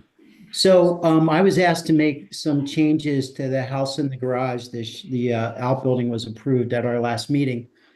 And I wanted to point out there's one error on the plans I submitted to Holly at the office. I drew over this window, which my owner very much wants to have, and it was consistent with the comments. It was just an error on my side. So it was a door originally, and that was objectionable to several of the members. But in this case, I really just need the window. Okay? Yep. And then I'm not going to go into the plans very much, except for to talk about the center dormer over the entry. And there were questions about the spacing and the area left around it. So I wanted to point it out in plan before we get to it. I'm going to go to that right now. So here it was before. And again, we had comments on these two windows here, you might recall. Those were problematic. And so what we did was we rearranged the plan on the second floor so I could use windows consistent with the rest of the second floor with consistent spacing. We reduced the size of the windows from the 6/1s to the 4/1s, which was recommended. We pulled the sill of those windows back in the center a bit and then shifted the door over because it's a little crowded on this side so that it would sit more carefully in the middle. Those are the changes to the front elevation. I'll go back to the waterfront side. The comments here were fairly simple. There was a drawing error here where the 6x6s under the rail didn't show. We put those back in down here so that it doesn't float, which it was shown doing here. And then the main element was the height of this gambrel component in the center was problematic for some of the commission members. And so we looked at that again, and you'll see the point where the hand is there has been dropped down to align with the shed dormers on the left and right in the lower one. So I hate to admit it, but I think the geometry of that actually works a bit better this way than it did originally. Finally, we'll come around to the side elevation here. And again, the only change is resultant from reducing the height of the ridge of the gambrel on the waterfront side from the above one, drop down so it's not at the ridge any longer. It comes down a bit. And then see what else we have here. Okay, so on this side, again, it's the same corresponding adjustment here for the gambrel on the waterfront side.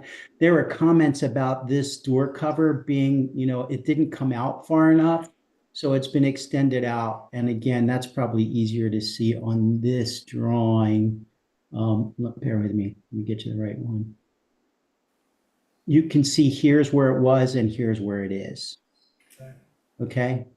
And then going back to this elevation, and then there's the window that I had missed initially that I'm asking you to go ahead and it was the door and now it wants to be the window.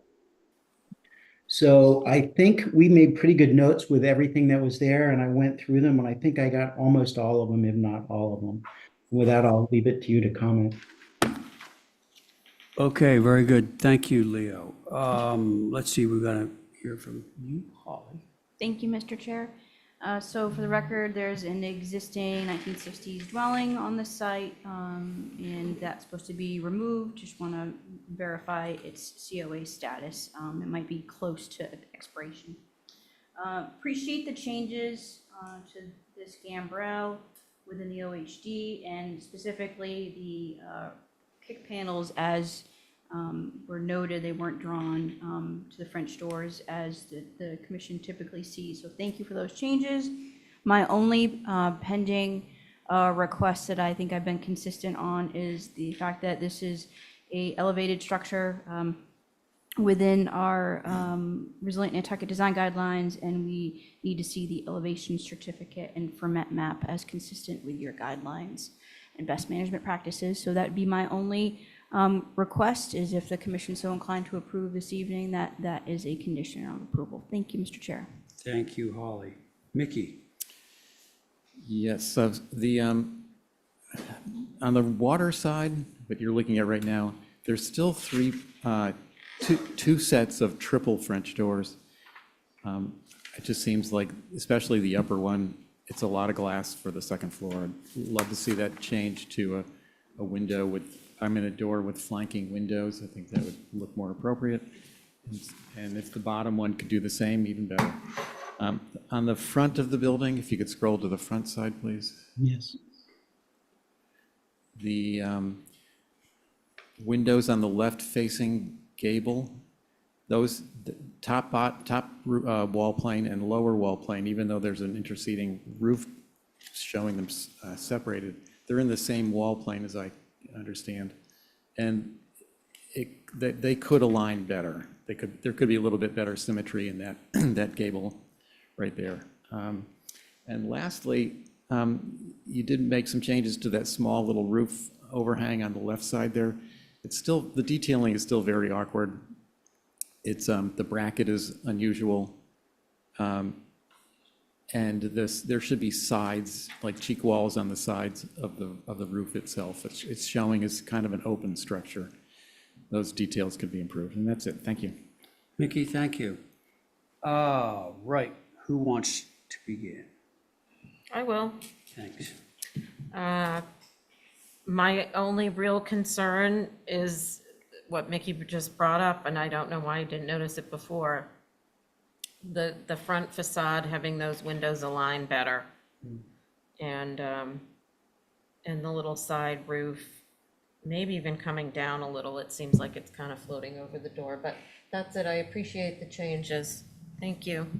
Okay. Val, thank you. Who's next? I'll go. Okay, Stephen. I agree with that. All right. Let's see. I'll go. Angus? Thank you. So I agree with what's been said. I'd much rather see, so on the east elevation facing the water, I so appreciate the alterations that have been made as far as the shed roof sort of being a continuation of the upper roof, which is a traditional detail, and lowering the gable so that the gambrel so that the break is in line with the shed eave. I really appreciate the modification to the middle dormer above the front door. I think the thing that stands out to me that Mickey mentioned is ideally there would be a single door with the large 6/1s flanking it on either side, on the water-facing side. And other than that, I appreciate all the changes that have been made, and I echo the details for that porch, the side porch roof. It seems like a good scale. It's just that the details are unusual. If the rake just dropped to the top of the bracket and it got covered on its sides, I think it would work fine. Thank you. Okay, Angus, thank you very much. Carrie? Thanks. I agree with what everyone said, with a stressor on the second floor row of 3 doors. I think a single door with 2 flankings would be great. 2 flanking windows would be better. Thank you. Okay, thanks. And my comments echo Mickey's and a couple of the other board members, where alignment on the front, now that we're all aware, or we've been made aware that those two, the second floor and the first floor, are in the same plane, having more symmetry as we do on the right-hand side, gambrel, that's one thing. And then the second is the comments that have been made on the pent roof over the side door. I'm going to do a little John McLaughlin here and say that I'm not loving the sort of elliptical curve bracket, I would kind of prefer to see that straight. Now, so Can I respond to the comments just before you make a motion? you mean all the comments or? Well, I just want to talk Go about for what it. I'm Yeah, hearing to go make sure ahead. I understand what you're saying. So Yep.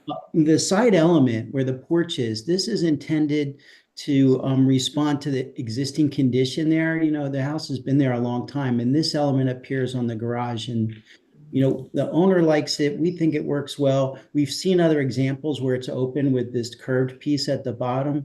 I respectfully request a little latitude on that. I think it would look really nice, and it exists today in the front of the property and works well. Okay. So that's my first comment. And the second is, if an issue is still present about where these two, like these kind of align, I can make those align. Similarly, I can make those align. I can bring this window over. So Oh, well. if there's a way to get an approval with those conditions in addition to providing the paperwork that Holly's asked for, I'm happy to do those things. Yeah, okay. And I just Well, wanted to offer we don't that. really know until it goes to a vote. We don't really know until we have a motion made and then it's voted, but we can try something here. Is there an offer for that 3 gang doors on the second floor to change? So that's a great question. You know, with all due respect, like this property faces the harbor. It's one of the few houses that has the luxury of having that connection. It's not visible from the public way. These properties, one of the reasons people like them so much is because they have that lovely view of the harbor. And the door and window assembly, I think, is more graceful and it's behind the handrail. So I could change it, but I sure don't want to. I mean, I You're think. not, I don't nice. think you're losing any glass. I just think the configuration shows as less door. And I don't disagree with you, but if you think about seeing it from the perspective of either the water or the ground around the building, it's largely invisible because of the railing that goes around it. And I like the way it feels on the house itself. So I'm not saying I'm not willing to do things. I mean, this is my 4th time here. I think we've made a lot of concessions. I just would like a little latitude on some of these elements, given the property's location and the view of the water. All right, so I'm looking for a motion from someone and then I'll put it to a vote, see where we go. I'm happy to make a motion. Go. So as described, there would be alignment of the street-facing windows in the west elevation on the street side of that left gable. And then the pent roof would drop closer to the bracket. And maybe this needs to be an Exhibit A, just to point these things out.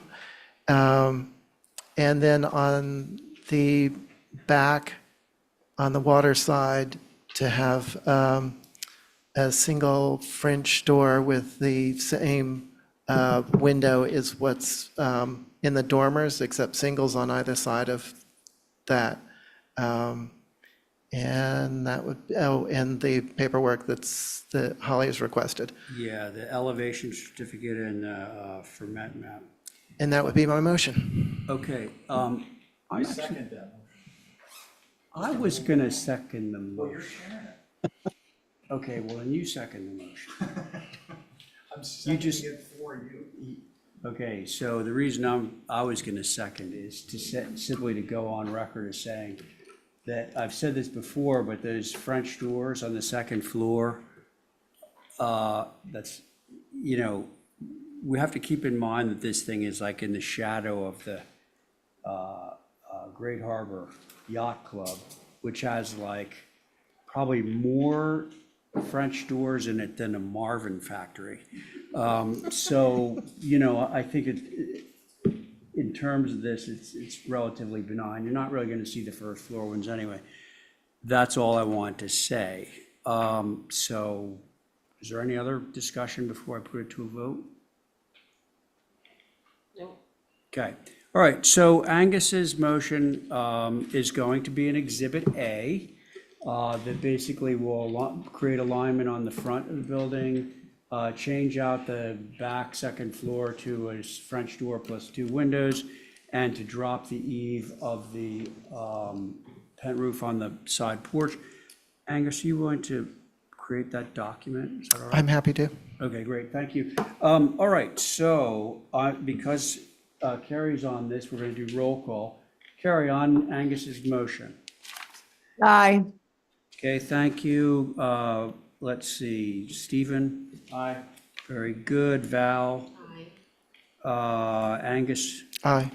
And I'm in favor, so that motion carries. Thank you. Oh, we still have your garage, right? Sure. All right, let's do that. Okay. Thank you for the cooperation here.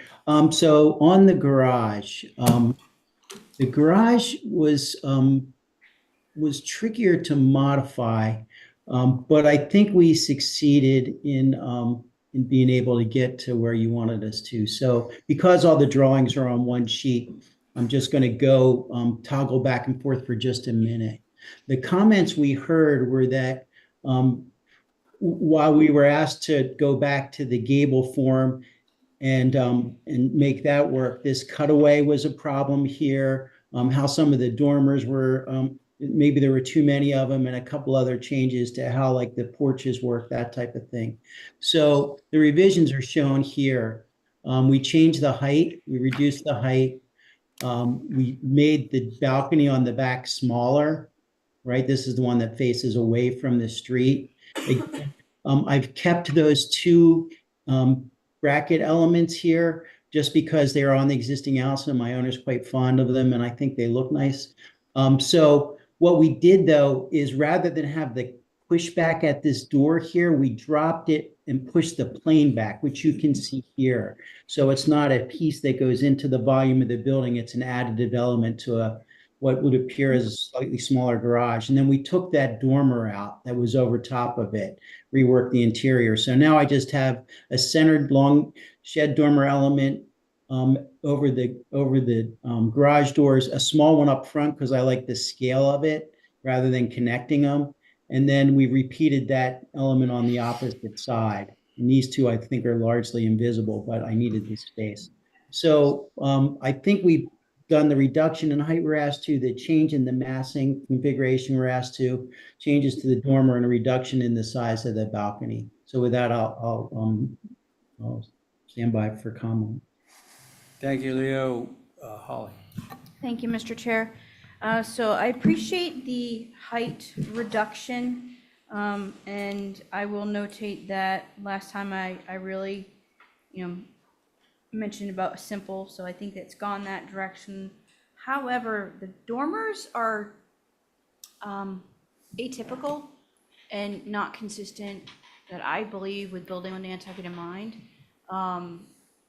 They I think the only thing that is consistent is the distance off the ridge. Other than that, yeah, I haven't seen anything like this. So those are my comments. Thank you. Okay, Holly, thank you.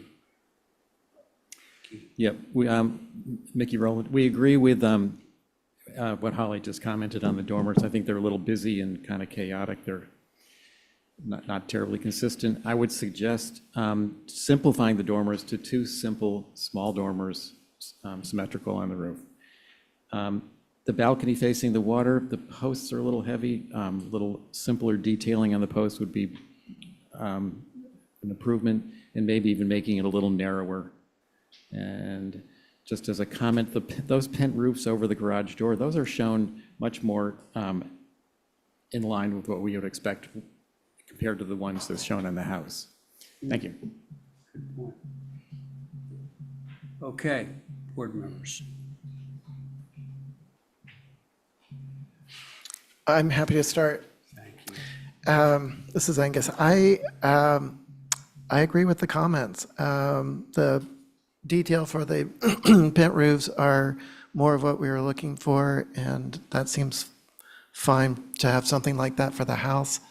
And the dormers seem a bit chaotic. The 3.5 pitch is less than the guideline minimum. So I'd want to see that go to a 4 or more, and a simplification of the dormers. I think it's a good suggestion to go with 2 similar sized dormers, but having 3 different style dormers, I think is not working. Thank you. Thank you, Angus. Who's next? I'll go. Yep. I want to say I appreciate the stature of this garage because the garage that's existing is much bigger. And I'm looking at pictures of the existing garage and I noticed they have what? The brackets that you like. Yeah. The hollow space. So I think that's in keeping. And I agree with the dormer comment. So if the dormers can be simplified, I think it's fine. We're never going to probably see that little balcony on the back, so. True. I'll go. All right. Yep. I agree with Val and in particular the comments Angus made about the Okay. Very good. Carrie? That was hard to understand, Stephen, but I also agree with Val. I did get that part of your comment. My only issue are the dormers. Okay, yeah. It sounds, Leo, like your only substantive issue here is the dormers. Understood.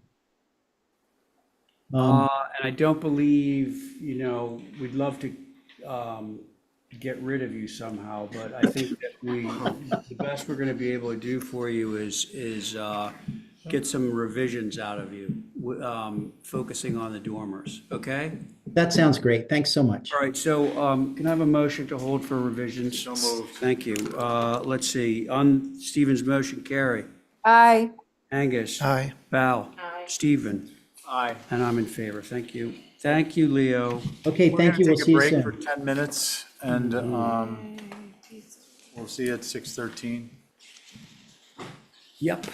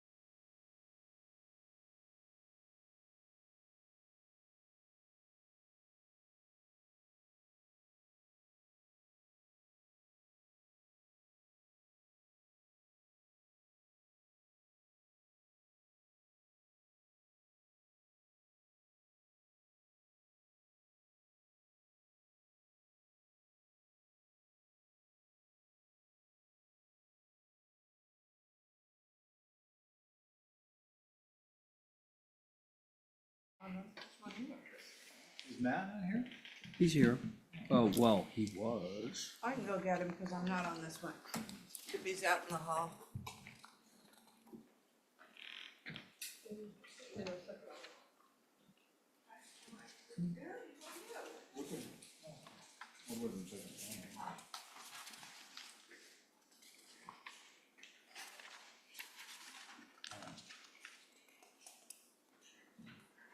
Oh, shoot. The exhibit, what I would use for the exhibit A are two old versions and not the new version with the.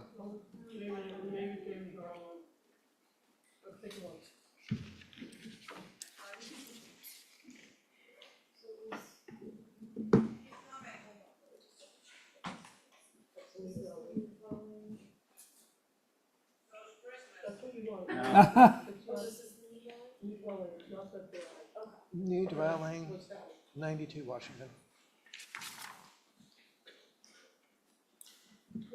Hi, Matt. I'm sorry, good evening. Let's see, 332 Madaket. I can make use of this Your if I have board to. is myself, Ray, Val, Angus, Okay. and Carrie, and Joe and Connie are open.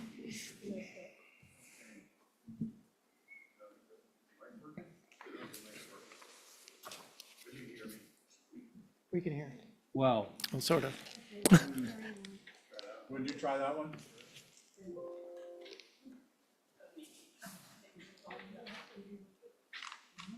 Are they off? Mine is. yeah, Nice plot. and then they left. Is there an on-off switch you can see anywhere? I mean, don't mean to be, but what the heck? Hello? Yeah, these work. No? All right.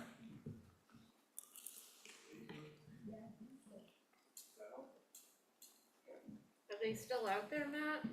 Run out there now. Ollie's gonna reach out to him. Yeah, texting. All right, here we go.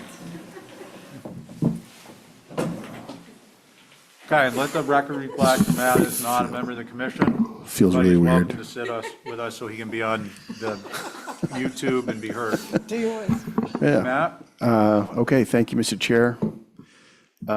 So you looked at this, I think, 2 weeks ago, and it's an open air structure, and we've made a number of changes to it. We could scroll through the elevations just to show you what those were. So no significant change to the east elevation. If we scroll down to the lower one, no major change there.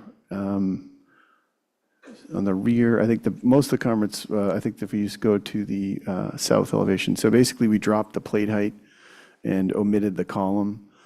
And in discussions, we could also omit the shingled rail if you deem that appropriate, but basically, we omitted the column and dropped the plate height. So I think those are the changes that the board had requested. Thank you, Matt. Let's see, Mr. Chair. Ollie? Thank you, Mr. Chair. So for the record, this is the Seagull, circa 1960s-ish dwelling out in Madaket. And it was an actual candy and cake shop back in the day. Appreciate the reduction of the covered porch. We had mentioned that, or the board had mentioned that that was also visibility from the beach. Still concerned with the elevation that faces Madaket Road and what is seen from that direction. And then, and just overall, I know that this building has received approvals before, but it'd be nice to have the missing or the existing conditions since that work has been done. So for instance, what we see is what you proposed previously and then the revisions. It would be nice to see what the existing conditions were. Other than that, those are my comments. Thank you. Thanks, Ollie. Who'd like to go? I can go. Ray? I'm fine with the revision. Okay, let's see, Val? Want me to go to Carrie? Yeah. Carrie? Yeah, I'm fine with the revisions as well, but I am a little confused about all those French doors. There was a porch roof over them and now that's gone? Right. Through you, Mr. Chair, that's correct. I kind of feel like maybe the porch that was proposed was a little large, but getting rid of it altogether makes those doors just pop out. And I imagine that there's a halfway sort of compromise to have some porch, but not so huge. No? Through you, Mr. Chair, could I make a suggestion to Carrie's point? Go ahead. I was going to say we could reduce the porch to the, somewhere in the range of like 5 feet, so it still provides that cover, but it's not a projecting porch. Yeah, I think that would suit the building a lot because it just feels a little bald now with nothing there. Thanks. That's all. Thanks, Carrie. Angus? I appreciate the changes that have been made and agree with what's been said. Thanks. Thanks, Val. I think the only comment I have is the windows that are facing the west, the A windows are very large, they read like doors, so if those could possibly change size to, you know, it's a little building and it just seems like it overwhelms it, but that's it. Okay, thanks. So I agree with Carrie. I think that little porch element, you could bring it back slightly smaller in terms of its depth towards the house, away from the house. The windows that Val mentioned, I think, Matt, they're kind of incongruent with the other fenestration because of their size. So I'm not sure They what I were, would suggest if I could, Mr. Chair, through you, those were approved prior. There, well, that settles that matter. Okay. So with that in mind, what would we like to do? I would like to make a motion to approve. Just kidding. I think I would motion to approve bringing back the hipped roof on the south elevation, projecting, what is it to the end of that? Like when you're looking at the west elevation, you see where that hipped roof was, yeah. Bring That's what I'm that, saying. yeah, bring it back to where the massing is in the background, to that depth. That's where I would bring it back to. Yeah. I think I understand if I could. If you look at the west elevation existing, it would come back to the depth of the enclosure that we're proposing. Can you split Yeah. this with the one above? I think, is there one more? One more? No, sorry.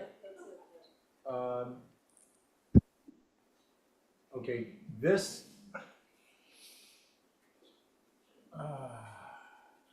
is what Carrie's talking about. And she's talking about moving it back in. So can we go to the west? Yeah, we go So this is the structure, and we're talking about sliding it back in to that, to align with to that, this point, yes. or thereabouts. Right. So you still have a porch, it's just not projecting as far out. No, just the covered portion. I Yeah. think just the covered portion, right? The Yeah. roof? Yeah. Yeah. Yeah. Yep, that's my motion. Okay, and you're gonna, I can draw that up in an Exhibit A. Yeah, if you don't mind, thank you. Okay, so Carrie's motion is to put the hip roof element back up that's shown most on the west and the south, and reduce its size by approximately half to align with the other jog in the building. Any other, that was it, Carrie? Yeah. Okay, so that's Exhibit A, Carrie's motion. Carrie, on your motion? Aye. Let's see, Ray? Aye. Angus, Aye. Val, and I'm an aye. Thank you.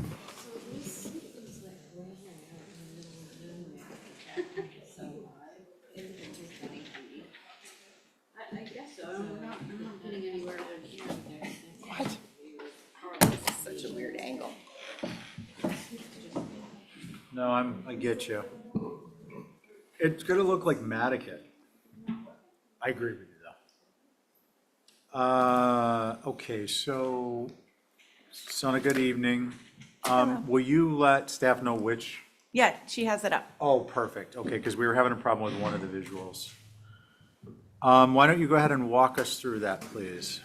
Okay, so there's been a lot of changes. That's why it's taken a while to get back to you. But as you can see, bottom left picture, that is the north elevation. So what I've done is reverse the orientation of the house so that the front door now faces Camellia Lane. And I think that with that front portion where the front door is only being a single story structure, it lowers the whole feel of the house, as well as the ridge has already also come down another 2.5 feet. So now that that's the front door, then on the west elevation to the side, so that's now the side profile that faces the back of the front house, if that makes sense. Yep. So, let me see. Yeah, so, I mean, that's basically the ridge has come down, the orientation has changed. Other than that, it's pretty similar size and shape as far as ground cover to the last one. So, and then if you go on to sheet A32, or sorry, A33, you can see that that's the street view, and you can really only see the top of the rear house.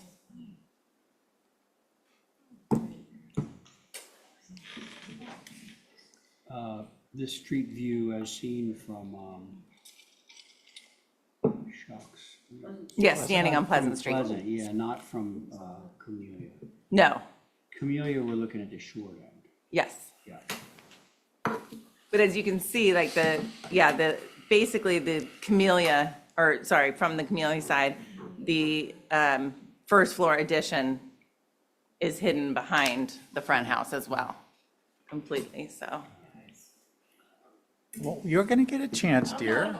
You're gonna get, oh, you're not? Okay, well then, pipe down. Oh, she won't get her chance. Okay, let's see, Holly? Thank you, Mr. Chair.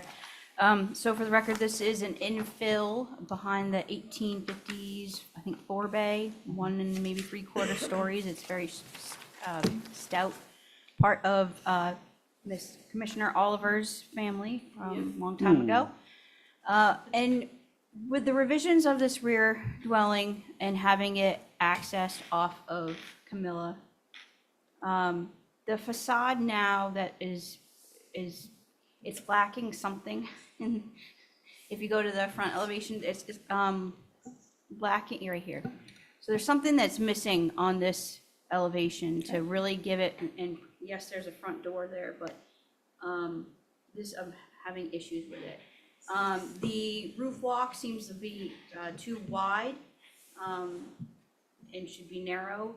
Again, following building with Nantucket in mind's guidelines, the length might be appropriate, but have to look at that.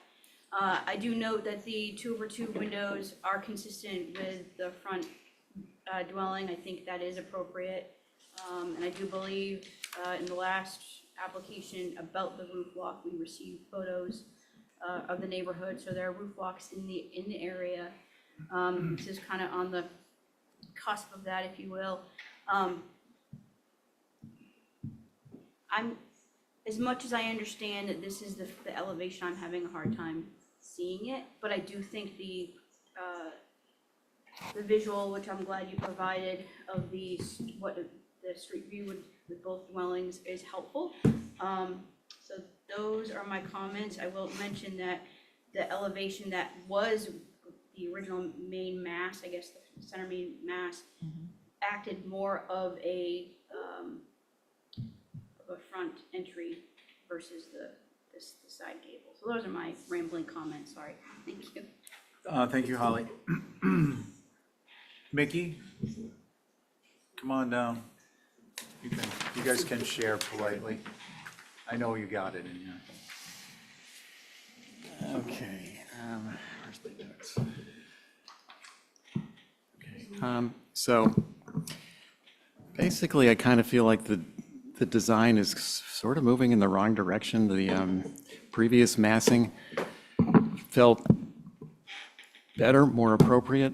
The front door was in the main mass before. Now the front door is it's tucked behind a shed roof on a side shed addition, which is really not where you want to see the front door. It should be on the main mass. The multiple ganged French doors, visibility may be not a concern, but this camellia does go right along the side of this property. The roof walk is definitely too wide, and yeah, I would just say the previous massing was more appropriate. Thank you. Thanks, Mickey. Okay, who'd like to go? Myself, Ray, Abby, Angus, and Connie. Ray? Yeah. And then Abby.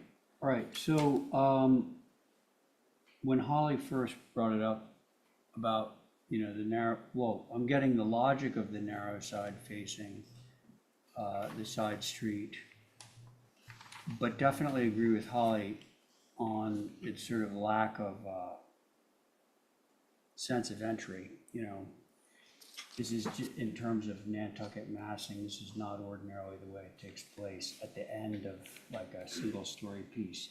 Having said that, I think we don't have a gable end window. I'm looking at the side, also known as the north elevation. And if we don't, we could subscribe to Mickey's point of view, which is like the massing should reorient in the way that it was formerly, or if we go with this notion, the idea could be, instead of it being a shed roof, it could be a smaller gable. And then if you just sort of enhance that smaller gable, you're not looking at the full size of the building, because most of it's hidden, but you're still getting a kind of clear sense of like this small gable would actually be the building with, a lot just sort of telescoping behind it, and then increasing the frontispiece around the door and things like that would make it feel more like the quote-unquote front of the house. That's all I have to say for now. Thanks, Ray. Abby? I'm having trouble orienting. What? So the front door, what faces Pleasant Street now? Which elevation? The back. But there's a house between the street Yeah. and that. The house, Right, no, I know that house, well, I mean, I think several people have had, have tried to, work with this lot, and it's very difficult, because you're starting with that house on Pleasant Street that's historic, and, this looks like a completely different, style, size. So, I'm just having trouble with the basics here, because it doesn't relate to the front house. Anything else? No. Okay, that says a lot, actually. Let's see, Angus? Thank you. So I agree with really all the comments that have been said. I think Ray had good comments about trying to figure out the front door, if that's going to be the front door of the house, that it wants to be part of the main mass rather than an extension. Right now, it reads more as a back porch that got filled in, but to have something that has more ornate trim around it and it's part of a gable or a main mass is going to read a lot better. The roof walk is not following the guidelines with being a story and a half and sitting on top of the dormers. And I have concerns about that east elevation, just the chaotic configuration of the windows, the mold windows, the basement or the bulkhead or basement stair access being right there on the road, and the dormer that doesn't have very much fenestration in it. So to follow the guidelines, that would be mostly window or reduce the overall scale of the dormer. That's what I have for now. Thanks. Thanks, Angus. The mic's up? Yep. If I could just make a quick comment, Angus, the east elevation is actually facing the neighbor's fence, where that access is down into the basement. So it's completely behind the building. Thank you. Thank you. Let's see, Connie? Yeah, I don't have anything much else to add. I am confused about the north elevation. A gable to replace that shed might be a significant change to help with the front of the house. Concerned about the size of the roof walk. And that's on the west elevation, those 4 French doors in a row. I guess that would be facing the other person's house? Is that what we're saying? No, those 4 doors are facing the back of the front house. It's 10 feet away. Okay, okay. Yeah, I think maybe if we could reduce that, that would be a positive. Thank you. Thanks, Connie. I guess that leaves me. Sorry, son, I don't have, I'm concerned with the direction the design is going, other than I think the new north elevation could be successful because it introduces, has been commented on, a front door towards the street. And I think Ray's comments on how to maybe make that a more typical presentation are good. And I also would consider perhaps altering that roof mass, the shed itself, and then fenestration in the gable. That just, it's off. The other elevations, I think, they're atypical, and there's a lot of, the percentage, I think, of fenestration is a concern. And other than that, I agree with the other comments that have been made. So I think you're gonna have a little bit to wade through on the tape and come back with some revisions for us. Okay. I'm gonna move for revisions. Thank you, Ray. We're all here. All in favor, say aye. Aye. Opposed, carries unanimously. Okay. Thank you. That brings us to 69 Hummock. We don't have Michael McKay from 12.5 Pequot? No. Okay. So let's just pull that one over to, it'll roll over. 69 Hummock. Yeah, Lindsay do that. Hi there. Good evening, Lindsay. So I think we also have another plan. I mean, we can look at this one first, but we have another plan as well that shows the grading one didn't make it on there in time. So I have that if we still want to see that, but we could look at this one to begin with if you want. So I'm sorry, when you say grading, you're referring to a topographical? yes, yep. I mean, this does show grades on it as well, but we did do a grading plan also, or a topo plan. Yeah, I think, why don't we just go to that first? just so we can Okay. have that in our mind's eye for people who can see pictures in their mind. All right, let me see if I can figure out how to share my screen. Yeah. I've never actually shared my screen before, believe it or not. Hold on, please. Um, Lindsay, I'm gonna have to ask you to be a panelist, so hit accept. okay.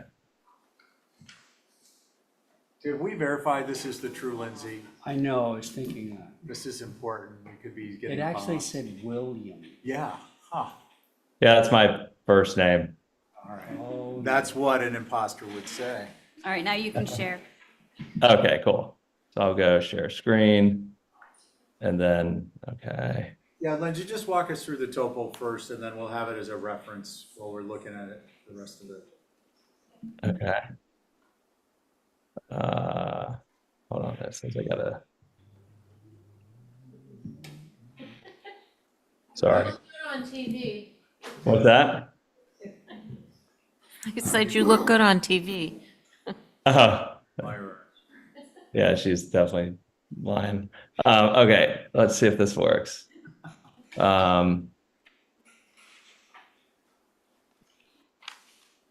So how do I do this? No. Sorry, guys, I'm not that great at this. Oh, that's all right. Take Let me find that plan. close your share. Close my share. Stop Close the share. share out. Yep.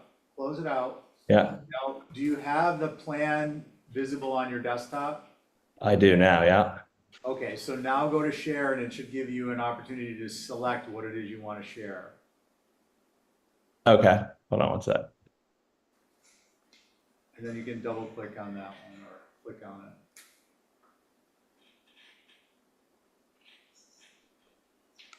Just like, do you think There's I'd be a, better at this stuff here? Oh, here we go. Haha, look at that. Tuesdays at 3 o'clock, we have a refresher course for Zoom for people. Okay, there you, Can you see it? we me see see if the I can- cross section. This one we have. Okay. Yeah, but this shows more. This shows. All right. So there's the grading. Here's what we want. Can you zoom in on that a little bit? Yep. As you can see, you know, the area in gray, like here, is an area that we can't touch, right? So that's part of the lot that's restricted by, it's got a conservation restriction. So we can't do anything in that area. And then, so that's why we've got the steps coming down. Now, originally we had retaining Lindsay, walls I'm sorry to there. interrupt. Yep. Lindsay, just scroll down a little bit more because we're seeing, there you go. Okay. Okay, now go ahead, please. So originally we had retaining walls stretching all the way in this area here, like at each of these sections going all the way. We've changed it now to just antique granite curb on edge and just kind of chasing up the sides of each of these staircases. And then, you know, one section at each end of it, right, to capture the grade, because the whole thing, as you can see, the whole thing slopes down. And then, you know, going back to the landscape plan later on, you'll see that we've got it planted all around here too. I mean, the idea is to kind of give it more of a natural feel, which is, I know what the board wants as well. But we're also trying to work with the existing grades because we can't change any of the grades within that conservation restriction area. So that's why, you know, we had to traverse from this upper grade here down there. And as you can see, like the level area around the house, we kind of kept it tight to the house. And then we are pitching it down. Even the bocce court would sit at a lower elevation than the main house. It's not sitting at that same upper elevation here. So we did really try and work with the grades that exist on site. Can I go to the site section? Is that okay? You guys want to keep looking at that one? Oh, yeah. Purple lines are good. Yellow's hard to see, green, just for future reference. Okay, sorry. No, it's fine, just. And then, so here, let's go back up to that site section here. Mount. If you got a mouse with the wheel, you can just turn the wheel. If it doesn't do it, press control and do it. Oh, gotcha. I'm on my laptop. You'd think I'd be a little more technologically advanced. So here's Hummock Pond Road. From obviously from like right here over, we can't touch, right? So, and then same thing with the brush at Hummock Pond. So, when you look through, obviously you're looking at pretty far to get to where those stairs are. Those stairs are right here. I don't know if you want me to zoom in on that, but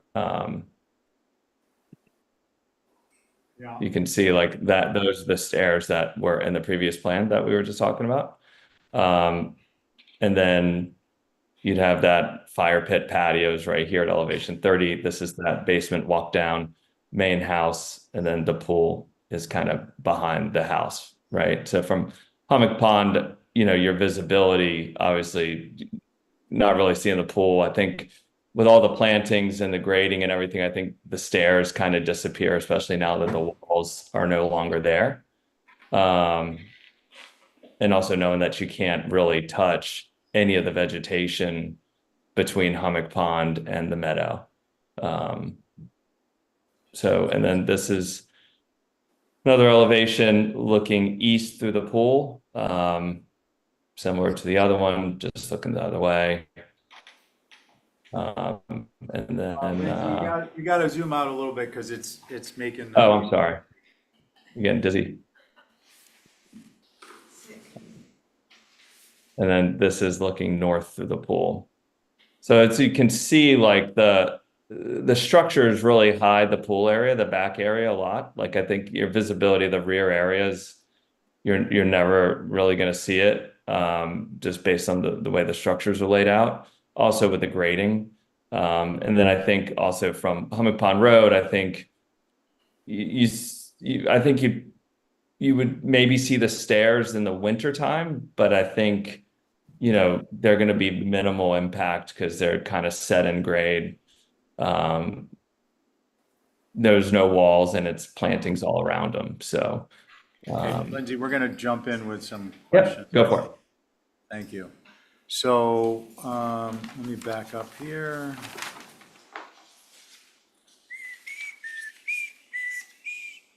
It's myself, Ray, Angus, Abby, Connie, and Carrie and Joe are alternates. I'm sorry, Abby, you need this, yeah. Who would like to go? Thank you. Ray, please. Okay, so Lindsay, thanks for the topo. One thing that's missing, and I think it's rather critical, and I think Stephen and I were both here scratching our heads trying to figure it out, was you're showing the proposed topo, and I don't see the existing underneath, so I'm like trying to figure out from where the existing and the proposed. It definitely. In the fainter gray anyone line, would just- sorry. What? I think it's in the fainter gray line. See these? Well, no, that's the existing that's not changing. What I'm talking about is like where you're mounding this site. You're definitely like creating a raised platform for the house. There's no question. So I want to know like how much you're actually like mounding up to do the house. But I can't do that unless I see the topos, the existing topo underneath of your proposed lines, if you know what I'm saying. I don't think we're not mounding up this site. Like, see the X's? Those are spot elevations that are Well, existing. honestly, this is a new document, right? We're just looking at it for the first time. Here's elevation up. Hold on, shift the drawing a little bit to your right, just like a hair. There you go. Okay, so elevation 31 here, existing, that's pulling around to the back of the house. That's great.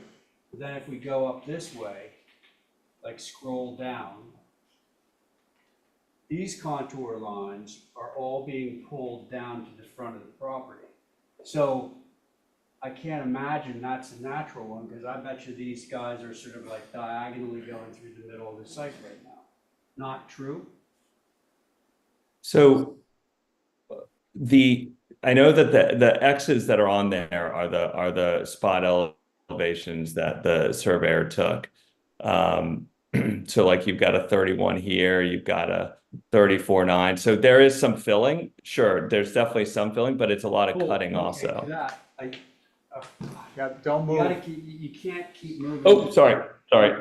I keep on forgetting I'm sharing. Sorry. Down there. It's like the cat. There was a 29.9 that I just saw. Okay. Odd elevation. Bring us down lower. Don't go crazy. Just tiny Okay. little changes. Okay. Is that better? Go up by another, yeah. Okay, stop. Yeah. Okay, right in the middle of the house, 29.9. Mhm. And your proposed is what? I think grade around the house is 30. Okay. Right around the house is 30. That's the 30 line. Can you scroll up just a little bit to your next highest line? That one? Back. 31. So this line right here is 30. Right here. And then this one would be 29. So you can see we're trying to work with the grades. Okay.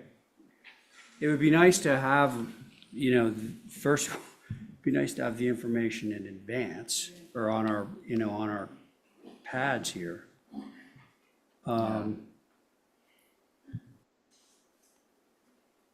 Well, what else? I forgot what else I was going to say, honestly. Because we're at 29 existing spot, and then we know that at the bottom we can't touch it, and that's elevation 22.5. Okay. Hold on, Ray's reorienting himself with the topo from the Nantucket GIS. Okay. Oh, sorry. Jeez, Mike. And quit touching that thing. I'm going to stop touching. I'm going to stop. Hands off. Hands off here. It's like you're in the back of the car on the family trip. Knock it off. Yeah, see, I had to see these two side Yeah. by side, because I look at that, it would be in a lot of fill. Yeah. Okay. So I think just to summarize, Ray's got some concerns about not being able to visualize, not having existing and proposed topo lines on the same sheet. One would typically be one color, the other would be another and dashed. So that's, I think, a valid concern that we did ask for existing and proposed. And it does look like there are some changes based upon, I'm looking at the map geo. I'm not suggesting your X points aren't accurate, but the contour lines themselves appear to have changed. And as we've all recognized, including you, Lindsay, this is a very sensitive location. We want to get it right. So having said that, I'm going to let Ray consider what he wants to say next and go to Abby. Ray, are you, Abby, go ahead. I'm finished for now. My main concern is really getting a full picture of the grading, the cut and the fill. so what I'm juggling, oops, I'm out of, is this me? Abby Camp, sorry about that. To me, there's the design isn't really working with the topography or the sort of ruralness of this site. Things, the driveway, the pool, the hardscaping, all seem sort of a bit over-designed and, sort of squared off. So I would like, and it goes all the way to the property line. And I realize you can't design on any other part of this site, but it doesn't mean you have to max it out. I would like to see a more naturalistic approach to this site. And that's, so I, working with the curves and the natural landscape, I think is what I'd like to see. Thank you. Thank you, Abby. Let's see, Angus? Thank you. I agree with what's been said. In the aerial views, the HDC aerial view, and then there's another one in the site section through the pool, the aerial view. It's still showing those retaining walls facing south.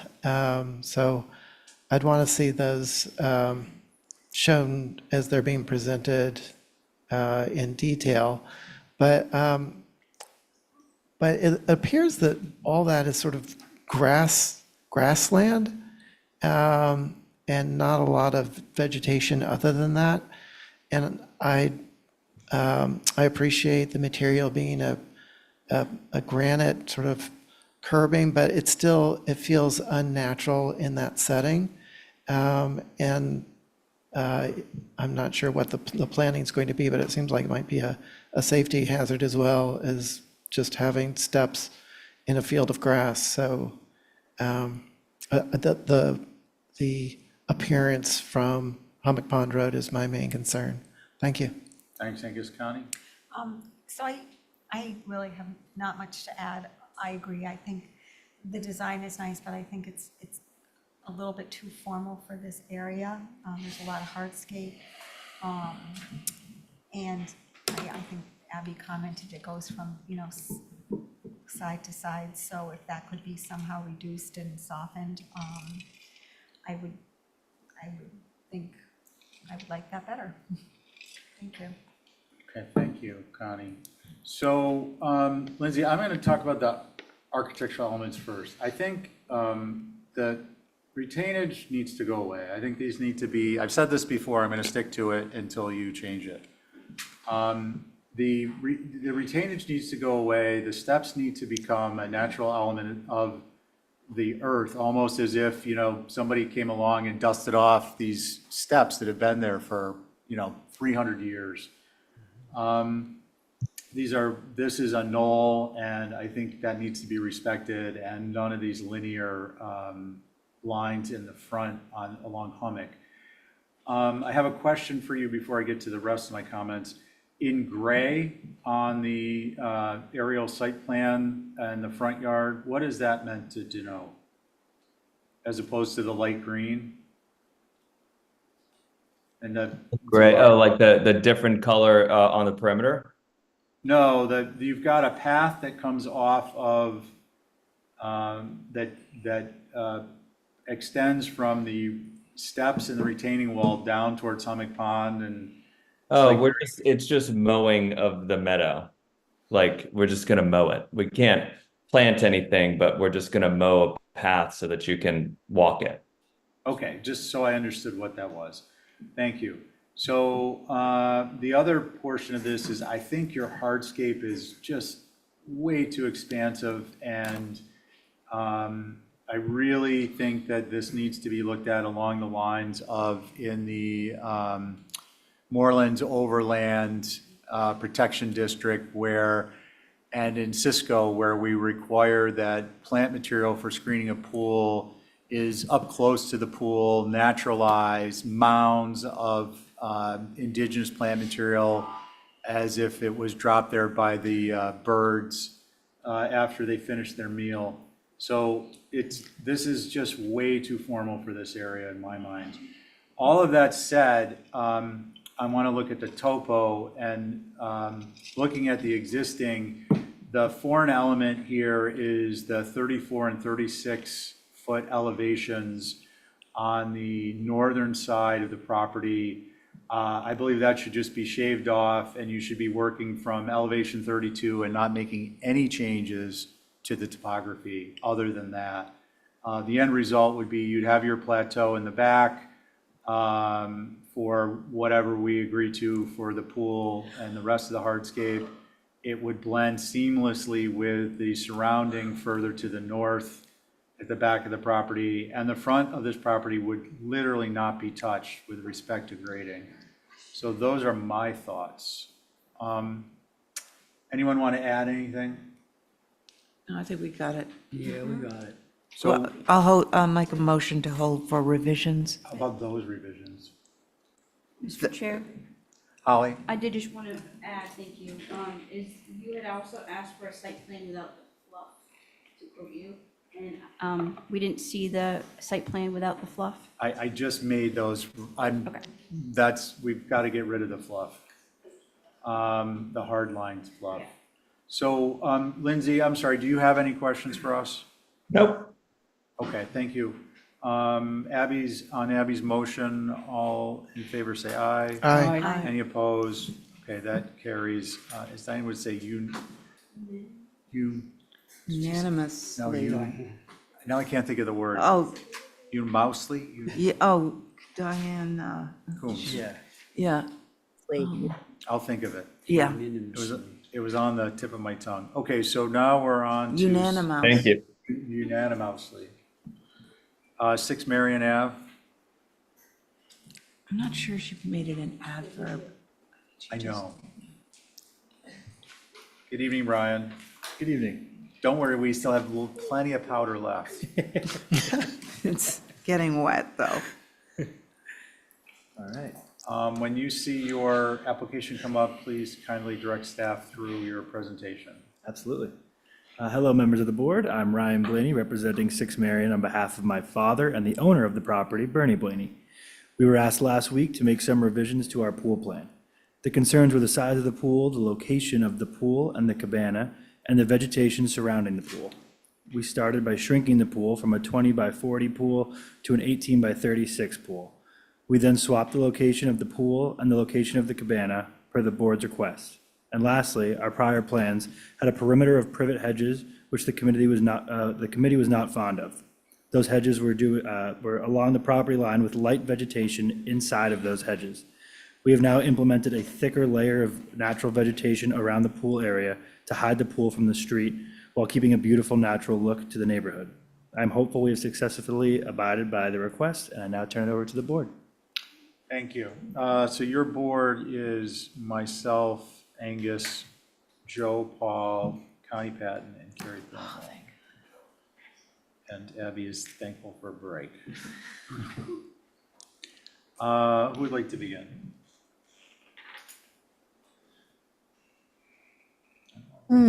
Well, I'll go. Okay, Carrie. I appreciate the putting of the shed in front of the pool on the street side of the pool.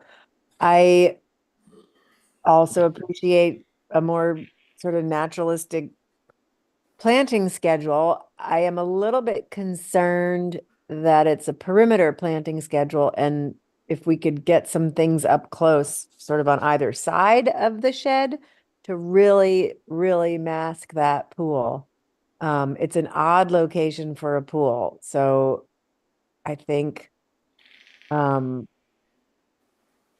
yeah, just as much as you possibly can, up close to the pool, thick and sort of at the sides of the shed would help. Okay, thanks, And Carrie. with all the rest of it. Okay. Let's see, Connie? I appreciate your changes, and bringing in the size of the pool. I have to agree with Carrie, if we could boost up the planting, especially surrounding, that would be great. Thank you. Thanks, Joe? What's been said, and I would add that two things. It probably would be helpful to see a before and after, but the site plan, I'm going to assume that these parallel serpentine lines represent contours, and that you've mentioned berms. I think it would be good. I mean, a site section would be great. However, or, some kind of an elevation view from the road would be helpful. But in lieu of that, I think if you had a base elevation, let's say of 0 for the pool surround, and then labeled the spot elevations on the lawn and then the top of these berms, so that it's just too open to interpretation right now. I don't know if these are 1 foot contour intervals. I'm assuming they are.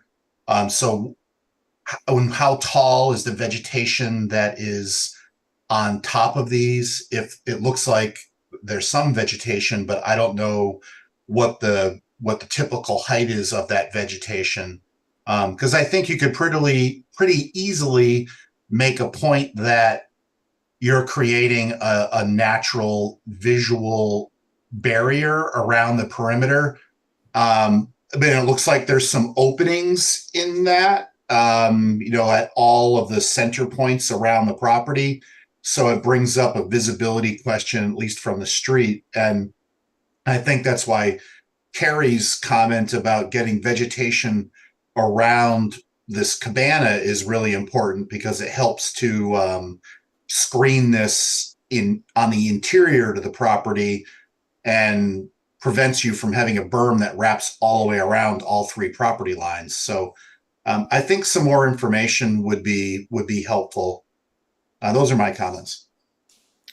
Thanks, Joe. Let's see, Angus? All my concerns have been expressed. Thank you. Thank you. My concerns have been expressed. I'd like to emphasize, though, I think this planning plan, it may be successful depending on some additional information and implementation, successful with respect to creating a naturalized type of planning or a natural look. But I'm concerned that, as with the prior application, we're pushing the plant material, as Carrie had stated, to a perimeter plan as opposed to visually buffering the pool and doing so in the proximity of the pool. And I think for me, that's a concern, but I also would like to maybe put this, I'm going to go out and view it, but it'd be beneficial if we put it on a view and we got the link in an email and we could all stop by and have this handy. The other thing I wanted to ask, Ryan, is the driveway area, is that a prior approval or is that coming in, or what's? That would be coming in after this would get approved. Okay, so the reason I ask is just the perception of the property is that it's going to be, it'll be it's a beautiful design and, be very successful, but this isn't really the area that I think that this, not all the driveways, but many of the driveways are not straight shots in. They come in at an angle. There's at least some degree of serpentine. The parking space is a little less rectilinear. That then spills over to the pool area. So that's, I think my overall concern is that this is it's an informal, formal presentation. And if so, in its implementation, that's what it'll look like. So those are comments for you to consider. I think you've got a bunch to work with, and we will ask for a view and revisions. Is that your motion, Abby? Oh, I'm not. Oh, you're not on this? I thought you were. Oh, no, I'm sorry. That was my. Oh, Joe? yeah. Oh, I think it was Angus's motion. It was almost mine. That's right. It was my emotion. Excellent. Joe, on yours and Angus's motion? Aye. Perfect. Angus? Aye. Connie? Aye. Carrie? Aye. And I'm an aye. Okay, folks, we are at that point in the evening that I love. We're going from one old business now to new business, which means we're making some progress. Is Ryan here? Ryan Jepson? Did you guys plan that, Ryan? No? All right, so we'll skip that one. Hello, Esmeralda. Hello. Good evening. Good evening. Let's see, so you're presenting 75 Fairgrounds? I am. Excellent. So this is a new single-family dwelling on this adjacent lot to 73 Fairgrounds Road. Nothing special about it. It's a modular home. It's gonna be mitigated with vegetation, so a lot of the existing vegetation will be kept. I love that, short, sweet, to the point. Yep. Okay, let's see, your board is the regular board. And who would like to be on? I will. Go ahead, Bill. I've been trying to help us with this. It has some anomalies that are coming along as we go. When, just to clarify for the record, as a design review. Not just as helping. Design review, right. Yeah. My biggest concern is the blanks, if you're looking at the front, the blank area in the dormer. I know that's a closet, I think, but you might have to just add a window or make the dormer smaller. I don't have any grave concerns about the east. The west, the north, I don't think we're gonna see, but there is sort of a lack of fenestration, and I think it's important to point out that the dormer goes from the end of the building to the end of the building, which is a little odd, and there is also a window missing there. And then left is pretty standard. Feels a little under fenestrated, but those are my concerns. Okay, thank you. Ray? Val just made my job very easy because she basically hit on everything that I would have said. That blank in the dormer, not having that fourth window, the one on the right hand on the front, needs to be handled, needs to be dealt with. And then it's sort of like a quasi broken back on the north elevation, although not done in a right way. So that it's either a dormer or it's not. Fenestration on the west elevation, yeah, definitely. And what I'd probably want to do is, I think this front porch back to the front of the house, there seems to be a lot of, you said it was a modular, so there seems to be a lot of space as we usually get between the first floor windows and the second floor windows, which is often made up for by a farmer's porch, which you have, but it's just not high enough, which means that it needs to get deeper. And looks, different roof pitch. well, yeah, but I don't like those porches that have really steep roof pitches either. This one looks like a 4 right now, which is fine. If it got deeper, it would just go higher up on the wall. That's it for me for now. Thank you. Okay, thanks, Ray. Let's see, Abby? Yeah, I guess I'm mainly concerned about, hello, Az, how are you? I was wondering if that front porch could sort of swing around and be a porch over that side door, and that would sort of integrate the two masses together. Right now, it works, but it might work better if that porch were to become just a little bit over that side door. And that's the only concern I have. Thanks. Thanks, Abby. Yeah, I agree with Angus. Go ahead, please. Even before I say anything. Nice. So, I think Val and Ray really said most of it, and Abby said the rest. I think that it's a good idea to make the porch deeper so that the top of the porch roof kind of hits below the sill of the windows above.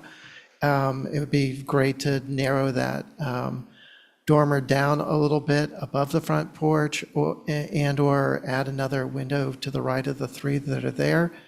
And I like the idea of tying in that projecting gable with a continuation of the porch. And also, I think that might help that door that is almost at the front gable wall sort of get integrated. That's all. Thanks. Thanks, Angus. I don't really have anything to add. Do you have any questions? Could this be through an Exhibit A? Yeah. Ambitious, we appreciate that. I think we're gonna need some revisions. Do you think or May I, no? through the chair, may I add? Yeah. This is not gonna be visible from the street. It's all behind vegetation. All right. What would we like to do, folks? I do think we have to see revisions. So we got one on revisions, two, couple. I kind of figured that's where we're going. So we're gonna go hold for revisions. Would somebody make that motion? I'll make that motion. On Abby's motion, all in favor, say aye. Aye. Any opposed? Okay, that carries. You're almost there. Thanks, Ezzy. Thank you. Remember that back dormer. Okay, that moves us on to 8 Red Mill Lane. Linda? Trees working now? They are. Just out of nowhere, gremlins? Okay. Regular board, I take it? Yep, you got it. All three, it'll be the same. Okay. Angus has never sat on this, but the rest of you have. Never sat on it, it's a new application. Yeah, I know, but he's not familiar with the subdivision, you guys are. He's what? He's not familiar with the subdivision, but you guys are. He'll come up to speed So he'll come up to quickly. speed if they're done talking over there. Go ahead and present. It's Red Mill. It's the one that's up above the cemetery. It's all built there. If you want to stay there for a second. If you turn around, and look at that. It's all built out except for this lot. This is the last lot at the very bottom of Red Mill, completely surrounded by trees. And it's not visible because it's actually below the grade of the cemetery at that point. It's a house, a pool, and a cabana. Every one of them has a house, a pool, and a cabana. And our cabana is actually simpler than some of the other fancier cabanas that are in there. The height of it's only 27.7. Several of them are taller.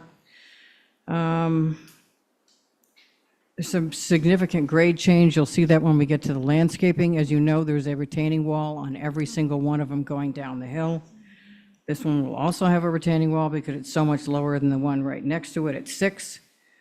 And if you want to go to the elevations, it's a fairly simple design compared to some of the other more complicated designs. It's up on the screen now. So I'll take comments from that, but it's a lot of the elements on it are the same as others, but it is a overall simpler design than the rest of them. Thanks, Linda. Who would like to begin? I can. Ray. So Linda, I agree with you that it's a simply designed house, which I very much appreciate. But like so many of the houses, probably all of them, that we've dealt with in this very poorly subdivided chunk of land, the first thing I start looking at is the topo. And so the existing topo in the back corner, Yes. which if I'm not mistaken is the back corner that's close to the cemetery, right? That whole side is next to the cemetery, right? No, the back corner is away from the cemetery. The north, I got to think about that. All right. Northeast corner is where it dips towards the guys that are on the other side on Old Farm Road back there. Okay. This is fairly level where this one is. Okay, hold on. All right, well then, somebody's not telling the truth, and that person not telling the truth is the town. Because they did the town topo, which has that corner, which is the Northeast. Let me get my cardinal points correct here. Northeast is where the cabana is. No, all right. So let's watch for a moment what's happening in the southeast corner of the property. The southeast corner of the property is at elevation 36 on my town GIS topo, okay? There's a small portion of this lot that's actually on elevation 44, which is your platform. That's a very small portion of the lot. But now when I go to the southeast corner, I'm seeing 41, so that's 5 feet of fill.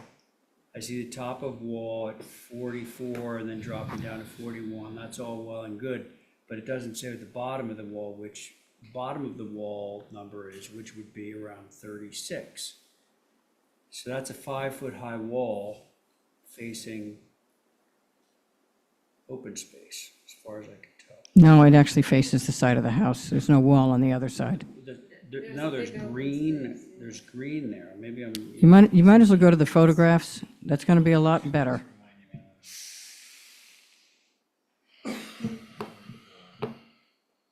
Linda, your southerly wall is top of wall is 44 feet. Holly, do you have the photos? Yes, I'm not hardscaping application, Sarah, all the photos. You might as well throw those up there. There you go. If you look up there, it goes straight downhill to this lot. Okay, keep going. Yeah, Belinda, this isn't gonna help us. Sorry. It actually will, because there's No, one it's straight not. on. Let's go back to the topo, please. Go to the next page, please. I want you to look at the next photo. There it is. It's fairly flat, so I don't know, after they did all the other stuff. At the hill, you don't see what's beyond Okay, it. Where's the first floor of this house? It's down under. Yeah. Yes, it's down because we leveled it off Okay, to the Linda, right. please, let's go to I'm the, expressing what my concern is. Let's And go I'm to gonna the read it. topo. I'm Well, the gonna house is reiterate. going to be level. Let me just, I want to tie a little bow around what I have to say. Thank you. So, simply designed house, appreciate that. Grade changes, that's baked into the cake up here, so we have to scrutinize that, and that's just the way it is.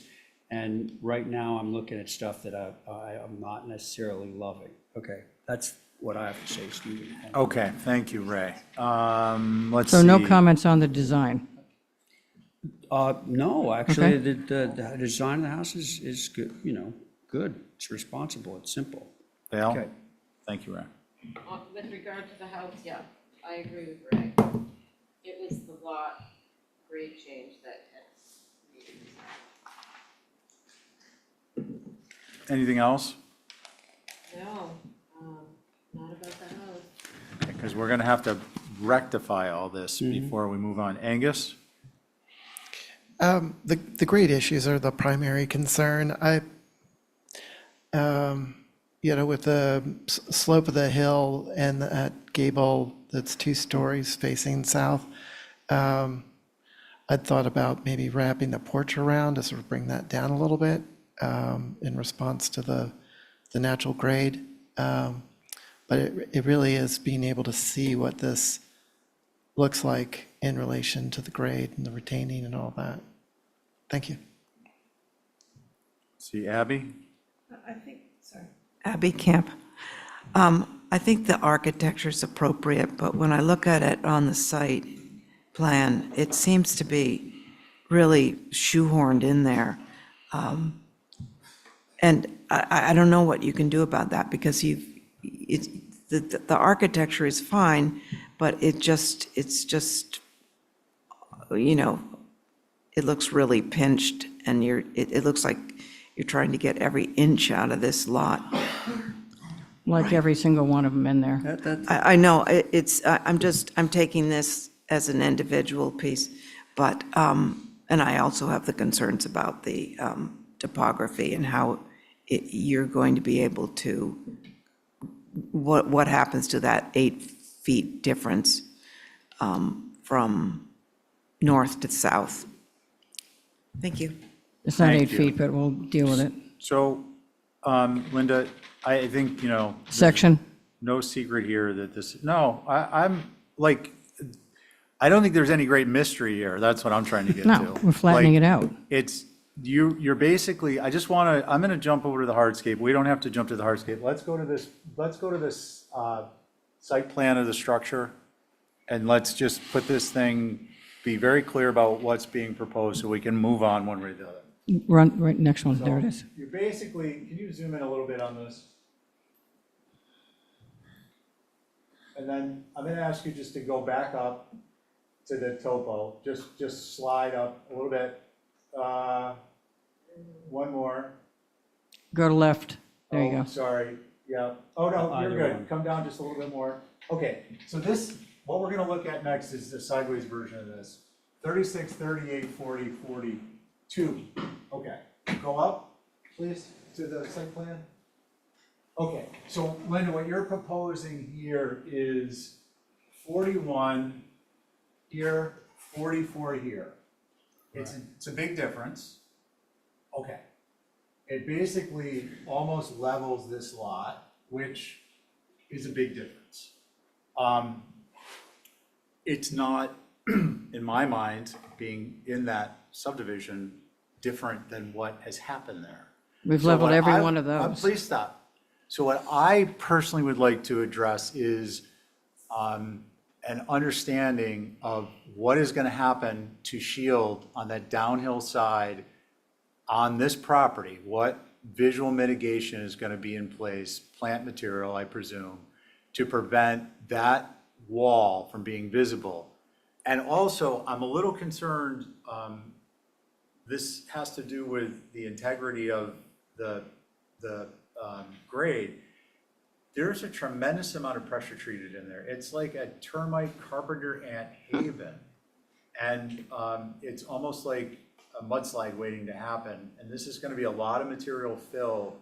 So I just mentioned that. I'm not suggesting you're necessarily gonna go with stone here or anything like that, but I think it's a valid concern. And- Steve, I think it's a cut and level. That's what we did to the other Well, four. this one is gonna be a fill, and what I In one would corner. like to ask is if you can cut a little bit, and then you don't have to, maybe a foot on this side here, because you're 46. This is gonna be 44. Is this gonna be a retaining wall? Yeah, that's where the retaining wall Okay, is. so you are gonna cut here. Oh, yeah. Okay. So for me, the concern with this structure is that the hardscape be approved beforehand. Oh, yeah. I like that. Which I is the think next it's, I think it's application. next, yeah.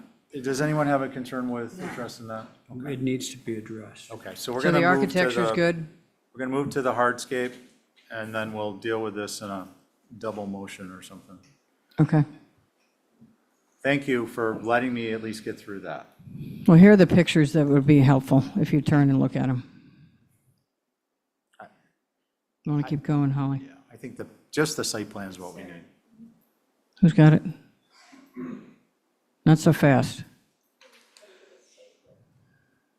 The walls are actually less egregious as we got to the bottom of the hill, which is great. Because you can see them all, they all have walls.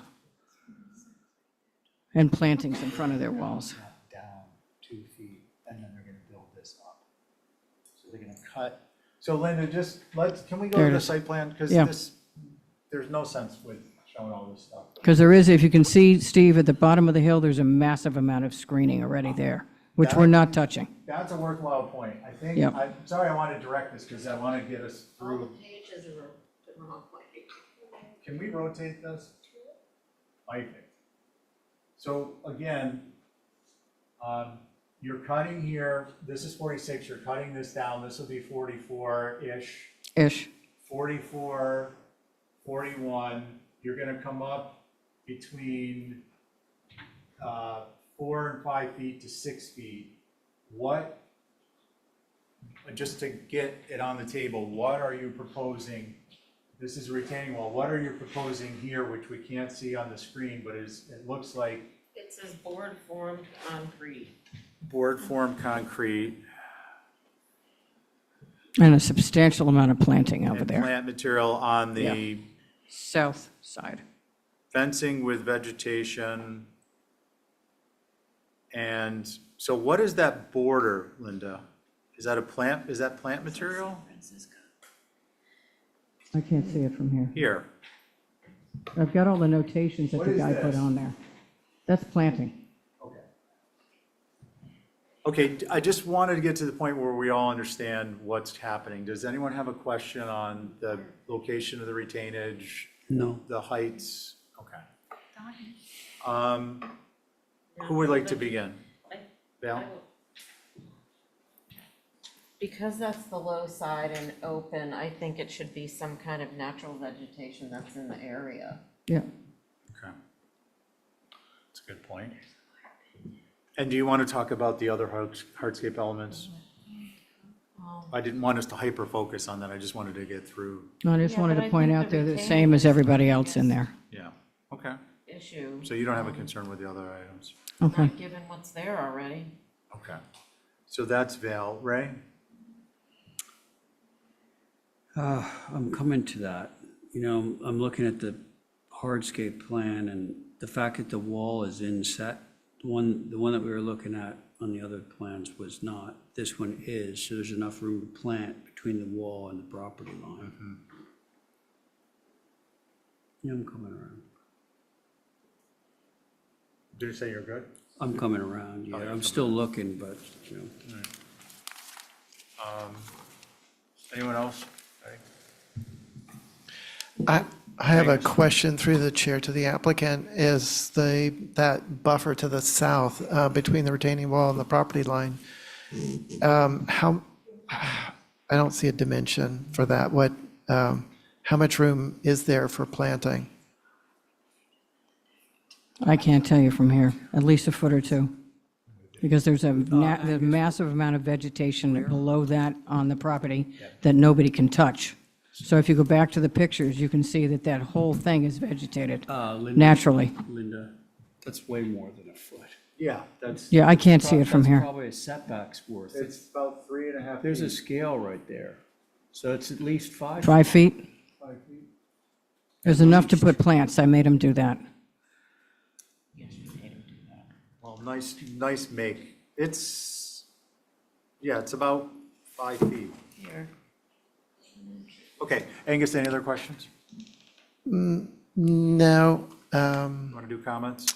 Sure. So my concern is that south retaining and it being covered, I mean, with something other than a wall of Leland cypress that can be, 18 inches thick and 10 feet high. Yeah. This is, you can say whatever you want about the rest of the development, but this is really the cornerstone of it. It's the west border and the south border all in one. And so this is going to need a special treatment more than the others that are sort of sandwiched behind. So I like that there's a fair amount of landscaping on the northwest corner to sort of obstruct that retaining wall. But and this applies to the house, but I do think that there's been an attempt to incorporate the slope to a certain degree with the other houses. So to see this completely leveled off, I would try to lean away from.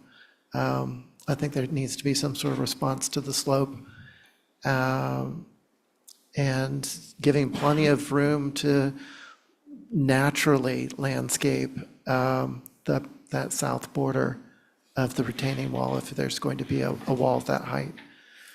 That's all. Thank you. Thank you. Ray, you ready? Yeah, well, so that was a seriously good point right there. What we're looking at is a spot elevation at the front of the house of 44, out in the front yard there. And we're looking at a spot elevation at the back corner of the house, like one at the northwest corner of 44. And we're looking at one at the southeast corner of the lawn, also at 44. So, yeah, they've created this completely flat platform. Angus's point just now is like, hey, we don't have to have a totally flat platform. Let's have like a foot or a foot and a half of grade change there so that we don't have to make up for the entire difference in grade by putting up a retaining wall. It's going to have a retaining wall no matter what we do. No, I don't disagree with that. And all the other I'll lots were not disagree. plateaued. If you listen to what I said, it's just allowing some of the grade to slope from front to back of house, which is natural for what the grade's doing, and you'll have less retainage. You won't do away with it completely, but you'll have less of it. That idea I really like. Thank you. Okay, Abby? Sorry, Abby Camp. I was wondering, had you thought of turning the pool so that it was, turn it 90 degrees so that it's the other way rather than going back? No, because then it's going to be crossing over too many lot lines, too many grade lines. We flatten it right smack under the pool. Well, it looks like you're going to be flattening it anyway, but you'd get a lot more landscaping space if you did that. Well, Right it's now, not it visible, so I cuts it just in. didn't touch it. That's the way they wanted it. Okay, so the north side, I think is it's going to be very hardscape because you're going to have the retaining wall on the left, and then you're going to have those square blocks going back, and that's all that's going to be there. So I think that's really tight and very hardscaped. So I'm not sure what we can do about that. Anything else, Amy? Oh, I think that's it. Okay. So Linda, I agree. I think, well, for me, first and foremost, the naturalized planting along the southern elevation on the, Yeah. Is it Land Bank or Nantucket Conservation Foundation? One of those two own I that think it's the property. town. No, it's, They may have given it to Land Bank. I have to look at that. it's the Land Bank. So my primary concern with this, as I've said all along, is that retainage be visually blocked. And I Yeah. think naturalized materials, something like bayberries, just plant it out, they get big, they get billowy, and they're very resilient. Yep. Not like hydrangea, not cypress. I have a whole list of natural vegetation for that. The other element that I agree would be beneficial is and I think with your program, you can accomplish this. This is a dead side of the house. What I mean by a dead side of the house is there are no steps, there's no entry, nothing. You've got a window well at least here. So if this were to grade from, this is all 44, if this were to slope more, so you got a foot from here to here, it'd be a matter of, quarter of an inch over the whole length. This would be a foot lower than it is. You can bring that back and you can address that right here in your steps. You can address it with your deck without feeling any change in how you use or move through this space because it's separated by a structural element that could be a different height. Your steps address it here. This would be lower. You could have a step here. You could lose a foot along this whole edge back here. Every bit of it. And this could just slope up more gradually, a little more gradually here and be done with it. I think that addresses the concerns that have been brought up, and it does it in a way that makes it works. It decreases the exposed height of the downside wall, which, I don't know what's ever going to happen on Land Bank property. We're probably never going to see, but I think it's a valid concern because it is probably the most accessible side of that when something happens with the Land Bank property eventually. It is Land Bank. Yeah. Yeah, I don't think they're going to be able to cut it there, though, but I will look at it. Well, you can grade it. So do you want to, what do you want to do? You want to get something going here tonight, or you want to bring it back to us? Well, I think I'm going to need to readjust some of the marks on this one, so this one should get held.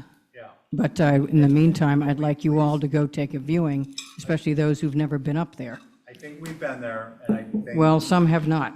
What I would ask is that you have whoever sent this give us a real clear, legible, higher DPI of this hardscape plan. Yep. And I think unless you're gonna have a really negative response, we would the house is gonna get passed, but I'm not comfortable passing it until we have the hardscaping done. Okay. All right? But there's nothing I have to do to the house except The house, grade. all you need to do We're at gonna the track it. house, is instead of showing a level grade line, show Yeah. a sloped one. So we'll have the house tracked, the hardscape, and then what was the other element? That was it. Cabana. Cabana. Yeah, the cabana, that's probably the simplest of all of them in there. Why don't we just nail it while we're here, because then we can just deal with the hardscape next time and be done with this. Yep. mean, approve the bill. I mean, no, we'll look at it and see if it's the same as the house. Yeah, because the cabana is actually on one of the lower sections as it falls back into the other guys behind us. All right. That's why there's some grade change here. Okay, we appreciate the photos, but I think we've lived this subdivision. Some haven't. Well, enough of us have. Photos, Mr. Chair, are always taken to the applicant's advantage. Not in my case. And the next meeting is, there's no photos. I don't ever do that. That's right. I never noticed. I missed you. That's very funny. Yeah, Mr. Chair, there's no photos. there it And is. even if there were, they would be Yeah. taken to the applicant's advantage. I never do that, you know that. All right. So I'm not gonna get just a accused of it. point of order, did we make any motion? Not yet, we're going to do all these at once. Okay. I want to just poll the board informally. Are there any concerns with this cabana, given its location and lack of visibility? I'm not steering anyone, I'm just saying it's buried behind this house and All the French doors are facing in. And Back to the house. the French door, the question I have, Linda, is, does that face the south and land bank? Are they? Because faces that- south. Oh, We'd want to address visual screening. Well, on the south within- side, yeah. Yeah, so that's not something that's a beacon. Yep. We don't need another Brant Point Lighthouse. If we could go to the site plan Yeah, or, please. or some. Yeah, so I think a section right through here, all right, there, to give the cabana, the pool, the terrace, and then the retaining wall on the south. I think that would be helpful to sort of see what's happening with screening here and what's visible from the land bank property adjacent to the south. There is a line right there. I Goes think right that's to a the pool. center line, yeah. Anything else, Angus? That's all, thanks. Abby? No, I was just saying that to Angus's point, there is a line that already goes right through the swimming pool. That might be your cross-section. Okay. Do you have any concerns other than the French doors facing the south? Yeah, that's a That's pretty the big one, yeah, it concern. is. Right over the water, yeah. Okay. Let's see, Ray? same. Val? Nothing new. Okay. My only concern with this, I think the grading, had we not had a firm grasp over the grading issues here, I'd want the cross-section personally. I'm concerned about the visual mitigation and maybe even downsizing the number of doors on that south elevation. And that would be my only concern. What do we want to do here, folks? Hold them all. Hold for Grading. revisions and on that one? A little more typographic information. Yeah. Yeah, and some more. So, and Linda, truth be told, when you change the grade, if you transfer that lowered grade in the front towards the back, there will be some changes to the retainage here, so just mark up the plans appropriately. Yep. I just have a question before we close Yeah, it. please. So the writing here about the wall, I can't, when I expand on my computer, I can't really read the notes. But is there a fence or, I mean, I'm not sure how high this wall is and what there's to keep people from going off the edge there. Is there a fence there through the chair? Linda? I don't know. Okay, so you're gonna need to address that, and There's no that will fence be there, part but of that's fine. addressing your, not seeing the pool, time of inspection thereafter from across the land bank land, because they are gonna be elevated. So we wanna have something there. I would ask you all to take a viewing for another reason. If you come in and you can go down Red Mill, which is the first one, but go up the hill, go down, and go down the other one that parallels Red Mill, the last road up there, and you can see how many pools are up there and how many are right next to the land bank property and what the visibility is down there. Then you can see the whole land bank piece from there. So just go take a viewing. Yeah, okay. It's easier to explain it after you take a viewing. Please do a view. Will you guys, Holly, will you send out a view with the other one? Thank you, appreciate it. Okay, so we're gonna need a motion to, to hold the group pending additional information and grade changes. So moved. All in favor of Angus's motion, say aye. Aye. Aye. Any opposed? That carries. Okay, thank you. Do what? All right, so now we are on to 32 Cannonbury, and we're enjoying the music from the weight room in the basement. Is that what that is? Yeah. Do they offer membership? Do they do that during the select board meeting? You are not gonna sit on this one. Okay, so Joe, are you available? Yes, I'm available and ready, yes. All right, ready, willing, and able. Good evening, Reed. So your board is gonna be myself, Abby, Angus, Ray, and Joe. Your alternates for the record are Carrie and Connie. Val, are you an alternate in the future, or? Sure. Okay, so those would be your alternates in the future. Why don't you go ahead and present, and then we'll go from there. All right, great. So is this on? So this is a proposal for a new dwelling at 32 Cannonbury Lane. If you can scroll down just a tad just to show. So this is the sort of southernmost development of Sconset. It's the last row of houses that overlook the sort of swath of moors between Sconset and Tom Nevers. The site is, the rear of the site is western facing. Currently, you can see from the aerial photo, there's nothing on the site, although that photo is not entirely up to date. So I would refer to what I have there as the neighborhood map for the currently existing structures. With that, you'll see that our structure is more or less in line. It's not a perfectly parallel face of the building to the street, but it's more or less in line with the neighbors. It sits back, the furthest most point of the structure sits back about 67 feet from Cannonbury Lane itself. Excuse me. Now onto the plan. So the plan itself is a bit of an informal H plan. The narrower volume you see there on the bottom of the page, if you will, projects about 6 feet forward proud of the wider volume, which sits to the rear. That volume extends further to the rear of the site, transitioning from single-story space to an outdoor covered space to an exterior kitchen space, which I will describe more with the elevations. Excuse me.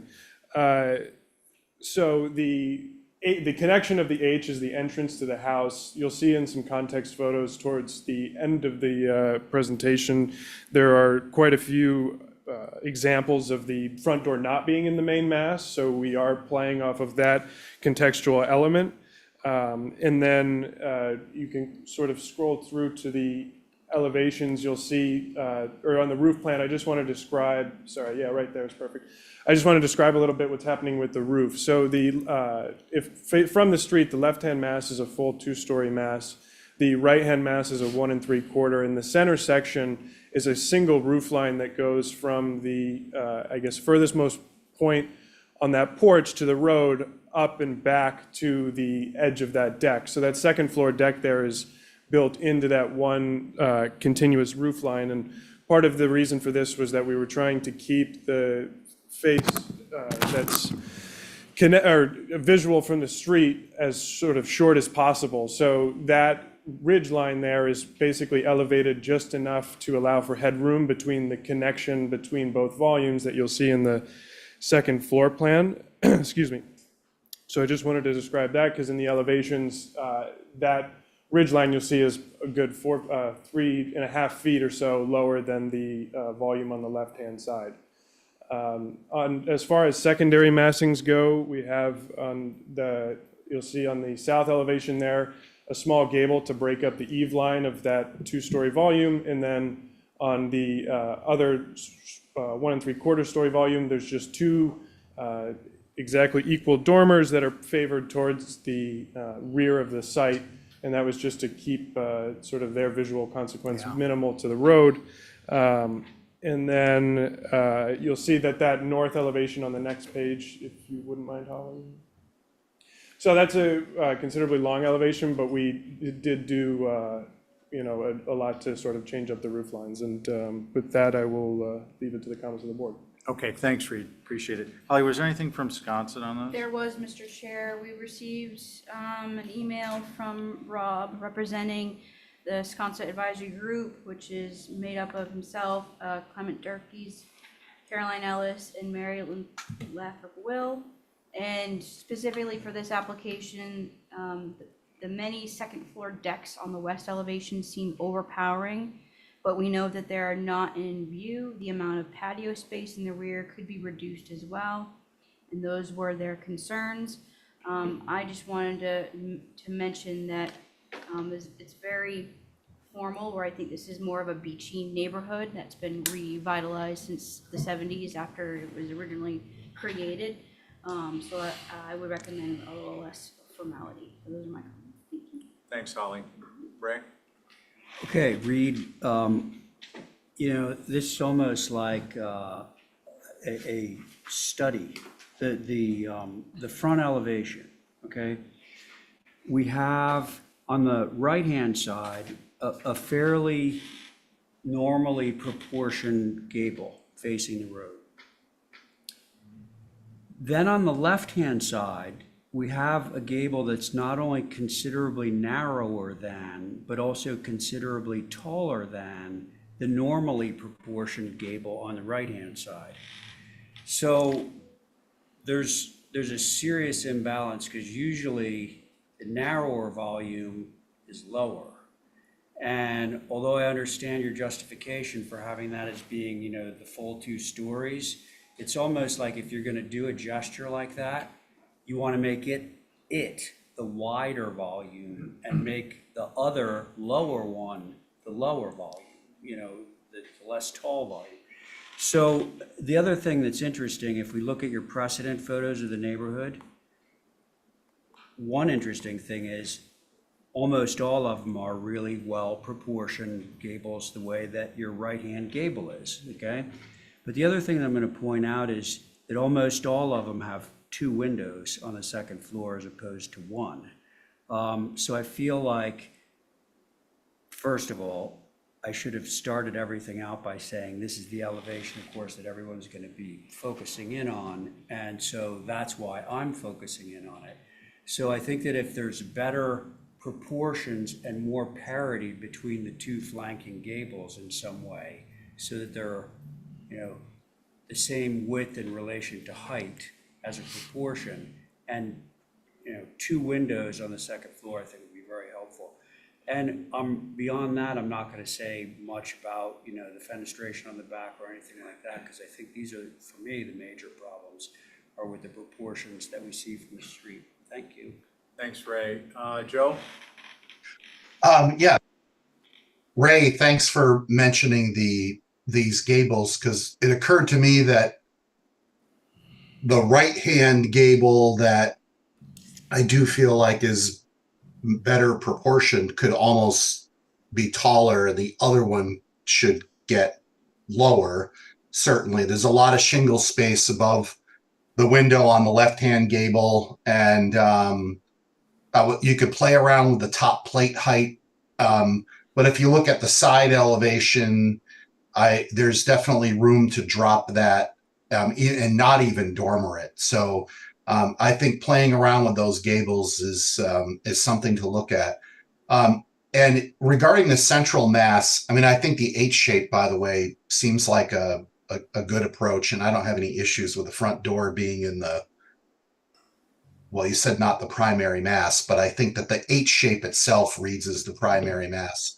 The thing that, the question that I have is what the cross section looks like through the center mass. And I know you've described it, and from looking at the roof plan, it seems to me that that cross section is essentially a salt box, a reverse salt box. And so where the front elevation has a lot of roof plane, which I think helps to ground the building, but there isn't any indication of, at least I couldn't find one, how steep that pitch is. And so I want to know, what we're actually looking at it, and that the roof plane is a 9, a 10, or a 12 or something like that we're used to seeing frontally, and not something unusually steep in order to get that passageway that you described between the two gables on the second floor. So I think a cross section through that would be really helpful.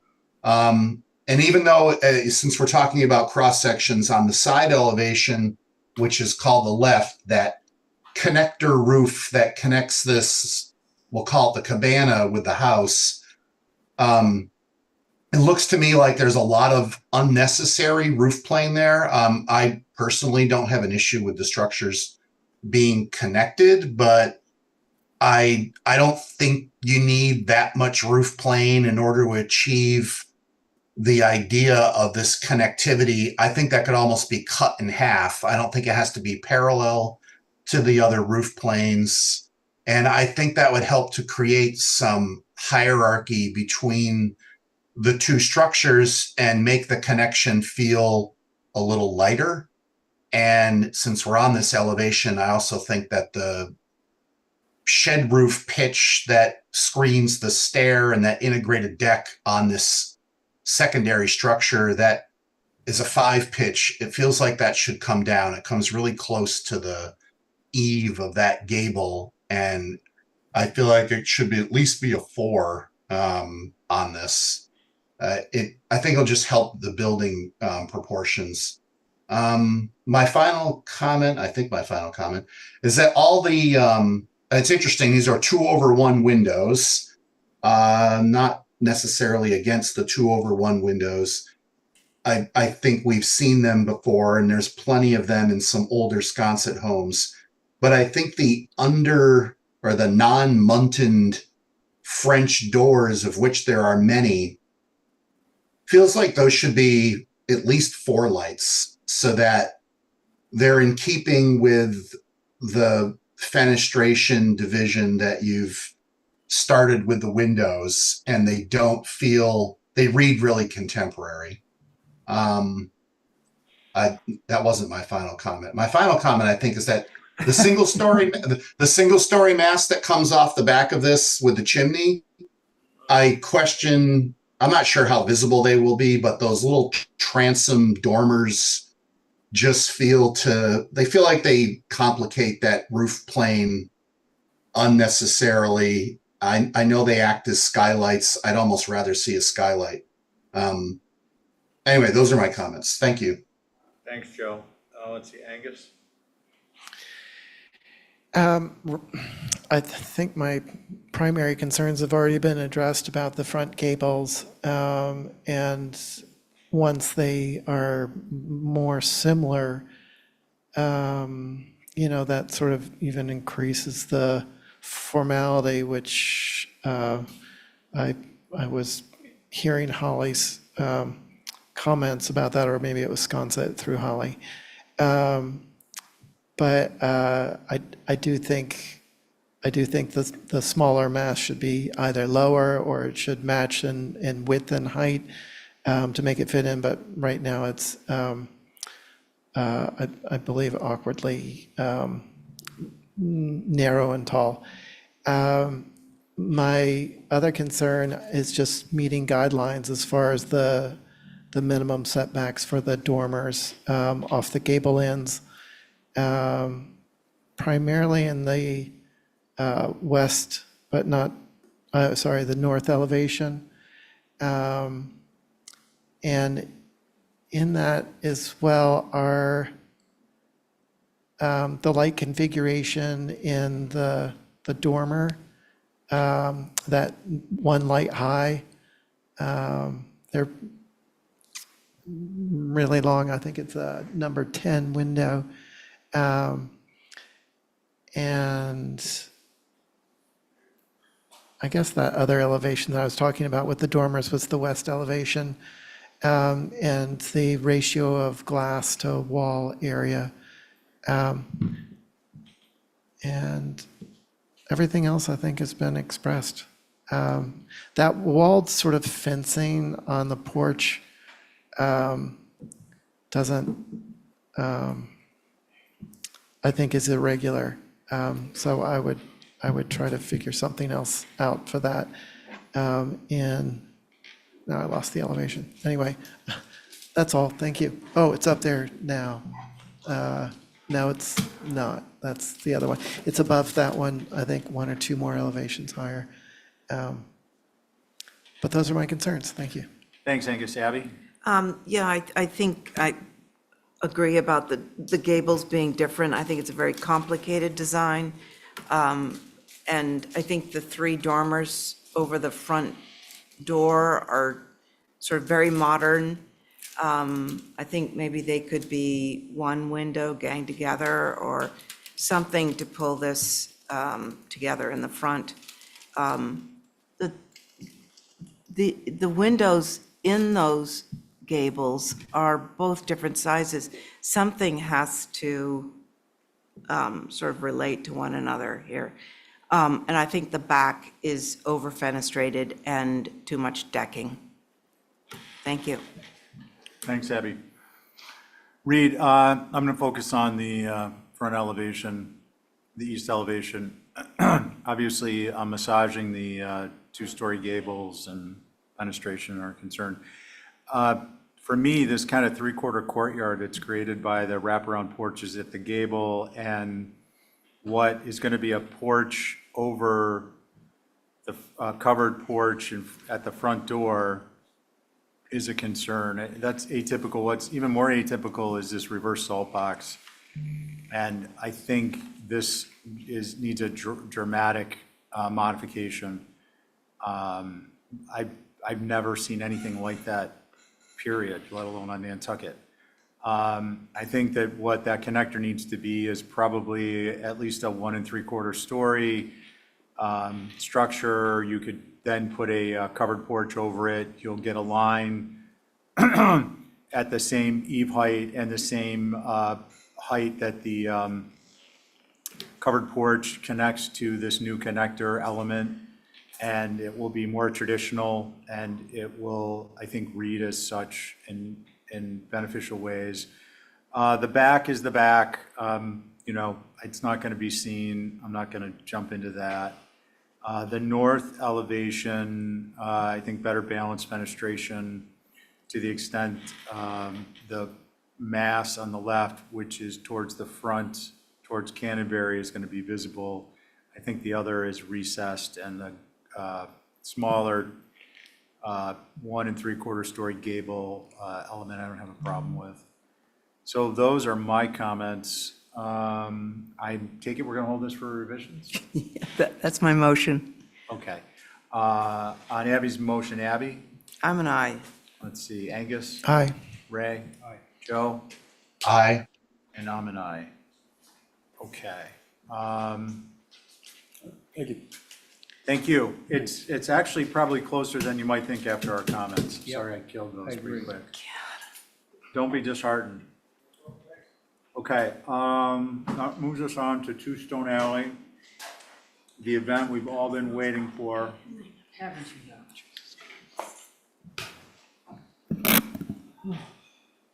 Oh, Linda's right.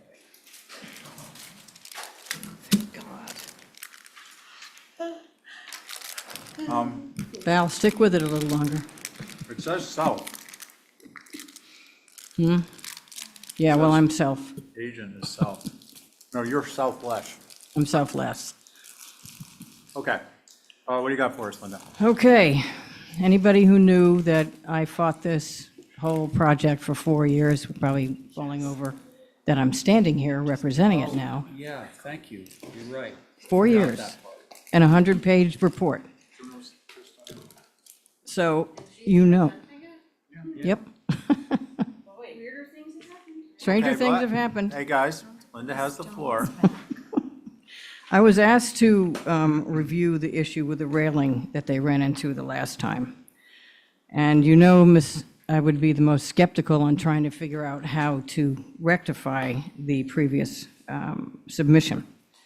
I did have the opportunity to take a detailed tour inside and out of the structure, and I was including standing on the flat roof, the Titanic going over Union Street. I was pleased to see how much of the original building was left inside the original section of the structure, including some of the oddities of the foundation inside. It was pretty cool. It's not, from Orange Street, it looks the same, fixed up. So I was pleasantly surprised when I was able to walk around it, including going down Stone Alley, coming up Stone Alley, going down Union, going over to Washington Street, all over the place. I tried to prove that the railing was atypical and out of context, and it's not, actually, which is why the second part of this submission was probably 30 or 40 pages of details of every structure going down Quantity Bank, almost all the way to Cumberland Farms. And most of them have decks on second, if not third floors. Many of them have them on flat roof sections. Most of the ones that have the flat roof section, the railing goes all the way around the outside of it, which is what was presented to you the first time. So I was trying like hell not to find a solution for this. But after doing the detailed deep dive into all the other structures up there, my family had a house on Union Street, so we looked right up at it. I had them do a mock-up. Now, I know there was some confusion because there was no way for you to actually judge it unless they did a mock-up of it, but set back from the perimeter of the sunroom. So it is not an as-built, as some people were raging about. It's a mock-up, so you could actually take a look at it. Because there was actually no way to do it flat on a piece of paper.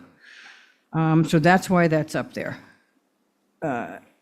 My main objection, besides the fact that it was Eliza Codd's barn that was converted into a dwelling 100 years ago, was the projecting Titanic going over the edge of the bluff.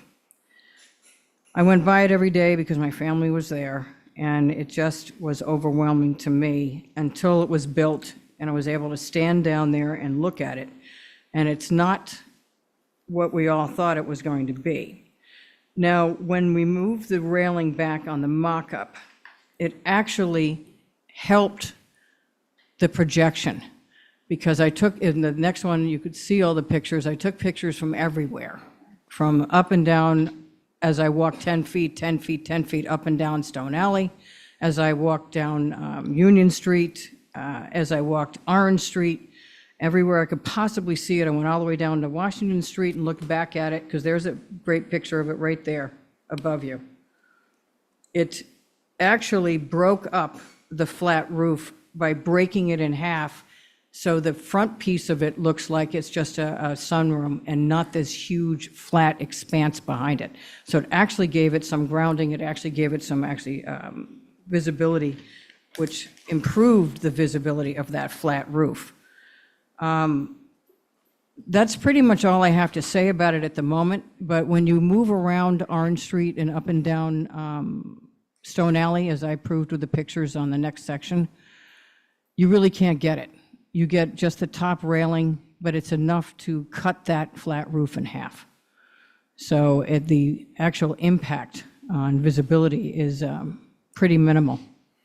So if you haven't been over there yet and walked up and down, and you got to be careful because it's very slippery and it's grown in pretty good. They haven't cut it back. I would suggest that you take a ride over there and walk up and down Stone Alley and on Union Street and just take a look at how lack of negative impact this railing actually has as I moved it back from the edge and it cut that whole thing in half.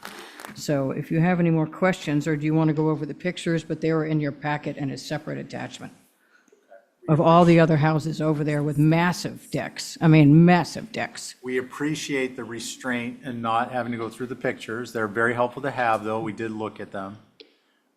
Thank you for the presentation, Holly. Thank you, Mr. Chair. So, of course, for the record, this is Eliza Codd's barn turned house. Nantucket's first pretty much female architect. This was between 1858, 1871.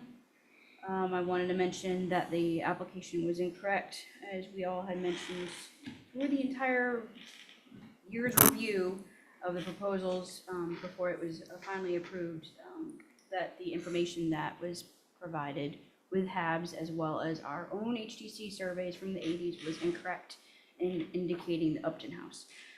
Regarding the railing, first off, I think the photos are very, very helpful, specifically on the visibility from Union Street. I think it is difficult to see because of the white trim. I did want to mention that it is, you can see it the farther you go out on Union Street or Candlestick. Washington. Is Yeah. that Washington? Yeah. The cut through where the, right around is. But the mock-up, you know, you all have reviewed this application this summer. It was formally withdrawn in July. There was no notice to the HDC or staff as to the mock-up going up before this application, and then lo and behold, we had this application. So I would just respectfully request, you know, for future applications that would want to augment a mock-up that staff is notified. You do have abutters that were very concerned. I think the proposal is not really consistent with Eliza Codd's design and building with Nantucket in mind when it comes to decks, although I understand that there's a lot of stuff out there that doesn't, that's pre-HDC. But I would recommend keeping Eliza Codd's design as it was prior to the work that you all have approved. With that, we do have a hand raised from a direct abutter, Ms. King, if I can unmute her. Yeah, please, Holly. Who was it, Holly? I didn't hear it. And I'm Nina? sorry, if you could identify by full name and. Yes, Nina King, and I'm a direct abutter to the south. And yes, there was a corner of the railing, and then all of a sudden there was the entire railing.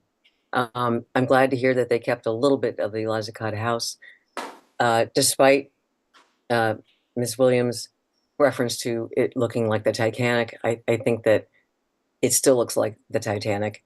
It is halfway down Stone Alley. All those other railings that have been discussed are on Orange Street and are in the back of Orange Street houses. And actually, there's only one deck on each of those houses. It's not multi-decks as this house has. This has tripled in size. This house's deck was now expanded in the first floor, tripling. And now they want to take the roof that was carefully mitigated and add that to their outdoor living space. So while I don't mind the idea, as had been mentioned in, I think, the April 29th minutes by Mickey Rowland, while he actually points out the addition of railing accentuates it, makes it a prominent feature. I don't mind the idea of a small little sort of decorative something, but we do object to creating outdoor living space out of what was thin air. So you went to a lot of effort to reduce the massing, and now you've just, not you, the applicant is adding it back. And what you can't see, if it's supposed to be used as viable outdoor living space, will be the chairs, umbrellas, and tables. So it's one thing to look at the picture with nothing on top but some railing. It'll certainly be another thing to be seen with people and items up top. So we do not believe it's in keeping with the area. We think it goes directly against what you tried so hard to mitigate, and we would just like to voice our objection. Thank you. Holly, anyone else? At the end, Mr. Chairman, can I respond at the very end about some of that? Linda, just At the very end. At the very end, yeah. Yeah. Yes, you will. Mickey? Okay, so this is a very awkward looking alteration. It's, I think cutting halfway through the flat roof deck makes it even more awkward, makes that flat roof feel more awkward. From the east side, the railing runs into the bottom of a window. It doesn't align with the windows at all. There's really nothing about this deck that seems to fit in. It just seems like an afterthought. It's going to be visible from Stone Alley. It's going to be visible from Union Street. It really doesn't, it just doesn't fit into this design at all. And to be honest, ideally this flat roof probably should have had a shallow pitched hip roof that would have been the most appropriate thing for this site. And that's it. Thank you. Thank you, Mickey. Does anyone have any questions for anyone? Who would like to begin? I can. Ray. So it's interesting that it goes halfway across the roof, which I find very awkward. No, Ray, it goes the full length, side to side. It just doesn't come You know forward. what I mean? Projecting out halfway. Please, just, So we all know that it's not uncommon, particularly on streets like Orange Street, for there to be a decorative railing on a flat roof. That decorative railing is usually about 2 feet high. And it's only by way of ornament, not by way of, a functioning second floor deck where people can go recreate.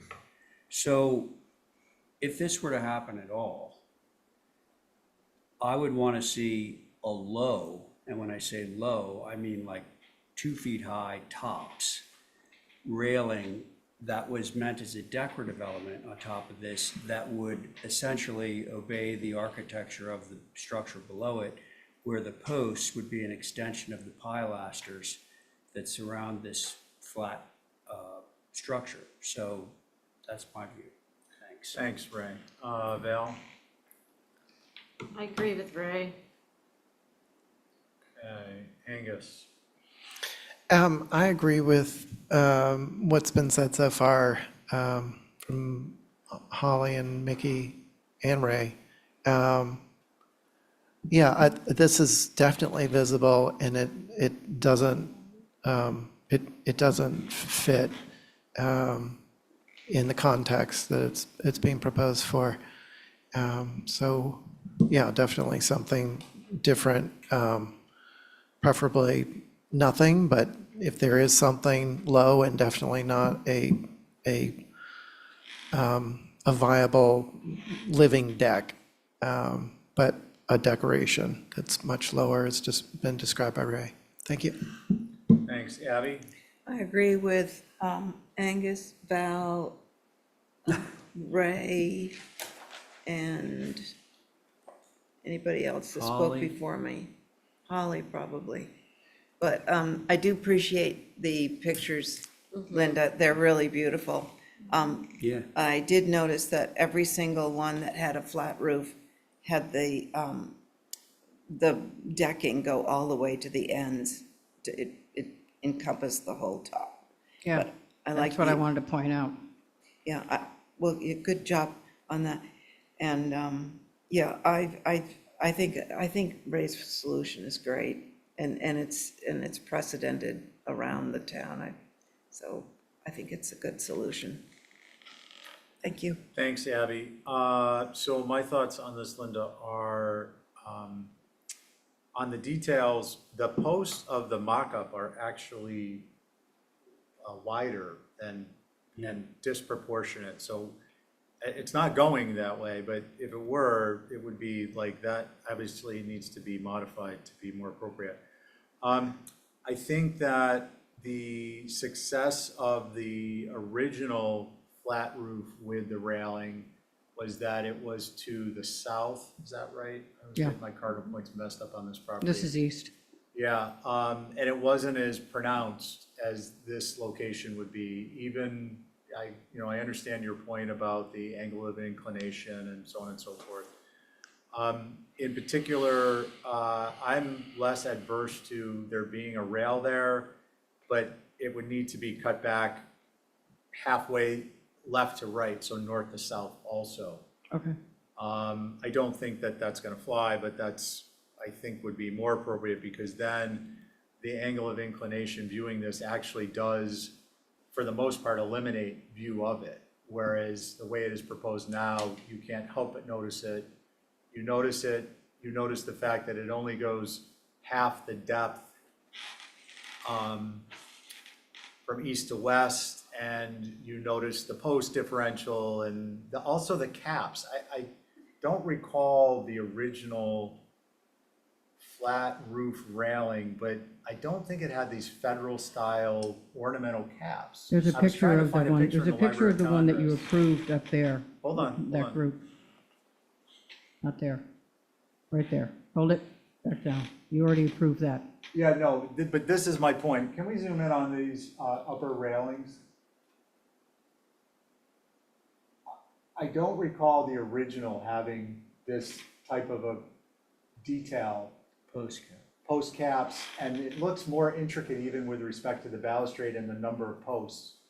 And then this one is more so, the cap becomes more of a focal point because it is on a much larger post, so it's a larger cap, and it doesn't look right. So in any case, I have detailed concerns about those elements, and obviously there isn't support for this to begin with. Well, can I ask that you take a viewing and hold for revisions? Viewing, we've seen this for 4 years. Yeah.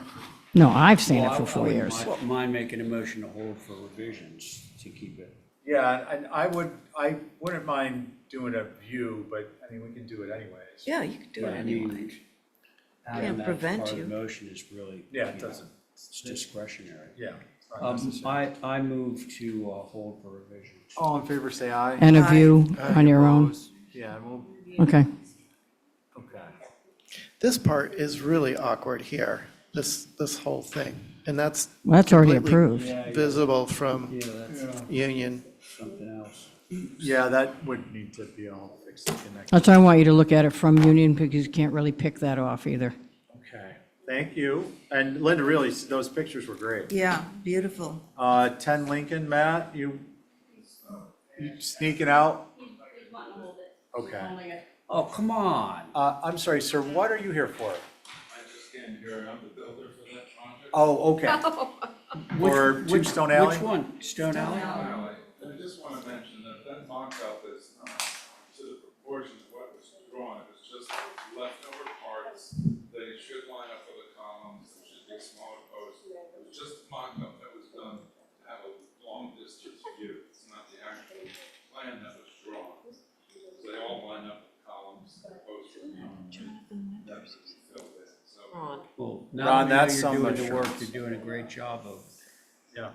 That's why I wanted you to take a viewing to see just Yeah, it would be filled in across. I mean, we just put that up because we had a little mock-up. Okay. And so we just. Yep, no, wanted you to see it. that's good. I just, if, It's Ron Winters. yeah, no, I know. But my point is that if there's something that's gonna be there, what's there is inappropriate. See the visibility of it. Yeah, I got it. I That got it. post caps is great, because you can't see it all without the post caps from the unit. Yeah. Okay, so we're gonna do a view and we're gonna hold for revisions. Thank you. Matt, come on.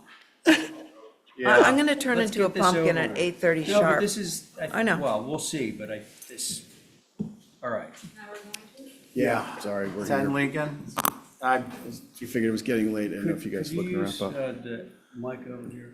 It was Terry nice to be up lost her there. connection. Oh, yeah, Okay, right. Matt, go ahead. I'll give you the brief. So basically, we're planning to add a chimney that wasn't there it wasn't there. And we found a historic photo from many years ago. And then during the process, we offered, I think Diane had said that it'd be nice to have that chimney back. And so I offered to add the chimney. And then the contractor just elected to not build it. And so it came up during the inspection. And then we went back and looked at it, and like, it wasn't there originally. And I actually was just talking to Mickey about it, and he said that, he said it's great to see it, he said, but he couldn't really make a strong objection to it because it wasn't there originally when we started. So that's it. Mickey, Okay. did you think which, Okay. Anything else? that's it. Okay. Holly? Thank you, Mr. Chair. Thank you, Mr. Chair. As you all remember, this is the Kimball House, multiple times. I'm actually looking at the old, as I call it, 89 HDC survey. I'll bring it over and show you guys. And lo and behold, on the No 89 chimney. survey, there's no Yeah. chimney. Okay. So based on that, I would concur that it's not historic. Okay, right. Unless we have photos prior to that had one there, and then the existing was probably a replica, but it's not here. Okay, thank you, Mr. Holly. Chair. Regular board concerns? No. Okay. I'd just say gambrels, I don't know why, but I prefer two, and you're not gonna do two, so. What's the motion? Motion to approve is submitted. Okay, great. We're gonna, let's see, review minutes, approved minutes or approved minutes? Okay, thank you. We got to take a vote on that. Yeah, Matt's hanging out. Motion to, Checking to see if anyone was awake. Yeah. motion to approve as submitted. Excellent. All in favor, say aye. Aye. Thank you, Abby. Thank you. Good Thanks, night. Matt. Minutes of September 10th. Yes, those are ones for you to approve, the other ones are for review. Okay. What is the, I didn't read those ones. The 10th? Yeah. Holly, I'm not sure, did you get my email about the I did. public comments? Right, so, Mr. Chair, I know we've kind of like, basically that you have the ones that you've received a while ago, and then the ones that for you to review. That's why they're on here as a not anticipated, because I just reviewed them and I wanted you guys to get them up Okay. there. So I'm not expecting you all to approve those, obviously, but the September 10th, if at all possible. I'd like to maybe just review those. Do we have a pressing need? No, we don't. Okay, so I'll review that. So we'll hold minutes review. Okay. Next HTC meeting is not Thursday. Not Thursday. We'll be Not meeting Thursday, the 7th instead. Same time? No, 11/7. I'm not gonna be here. You're not gonna be here? Well, that's not gonna work. Sorry, I have a kid that has to go to an endocrinologist. Oh, boy. Well, you don't need to apologize to me. There's no meeting this Thursday. No. No. No organization. No. Ray's away the following week, Val's away the following week. I had hoped that we would have our organizational meeting before the select board has one for us, which is on the 13th. Is that still happening on the 13th? Yeah. So can we do this? For on the Yes, yes. survey thing that's gonna be going on. Yeah. Can you zoom in? We're only gonna be there an hour or so. Is that possible or no? Oh, well, no, that's not. Okay, I'm just asking. I didn't. So this is 3:30 on the 7th? Well, yeah, I mean, it's gonna be tough because I would prefer that Val be there. She's been on the organizational focus committee and she's got comments she'd like to make. So, Sorry. no, don't feel, what about, is anyone adverse to meeting on a Wednesday? No. No? We do They're it, all equally bad. we That's do it, right. I'm with Ray on that one. same thing, 3:30 on Wednesday, Which one? the 6th. Okay. And that frees me up for my birthday on November 7th. Oh, You were gonna be at a meeting? 30 years old and going strong. So true, so true. Okay, so we're gonna, our organizational meeting will be November 6th at 3:30. Holly, are you good with setting that up? Yeah. Okay. And that solves for everyone's issues. And that's it. I think we need a motion to adjourn. So moved. Regular members, all in favor say aye. Aye. Any opposed? Thank you, everyone. Yeah, thank you. Hi.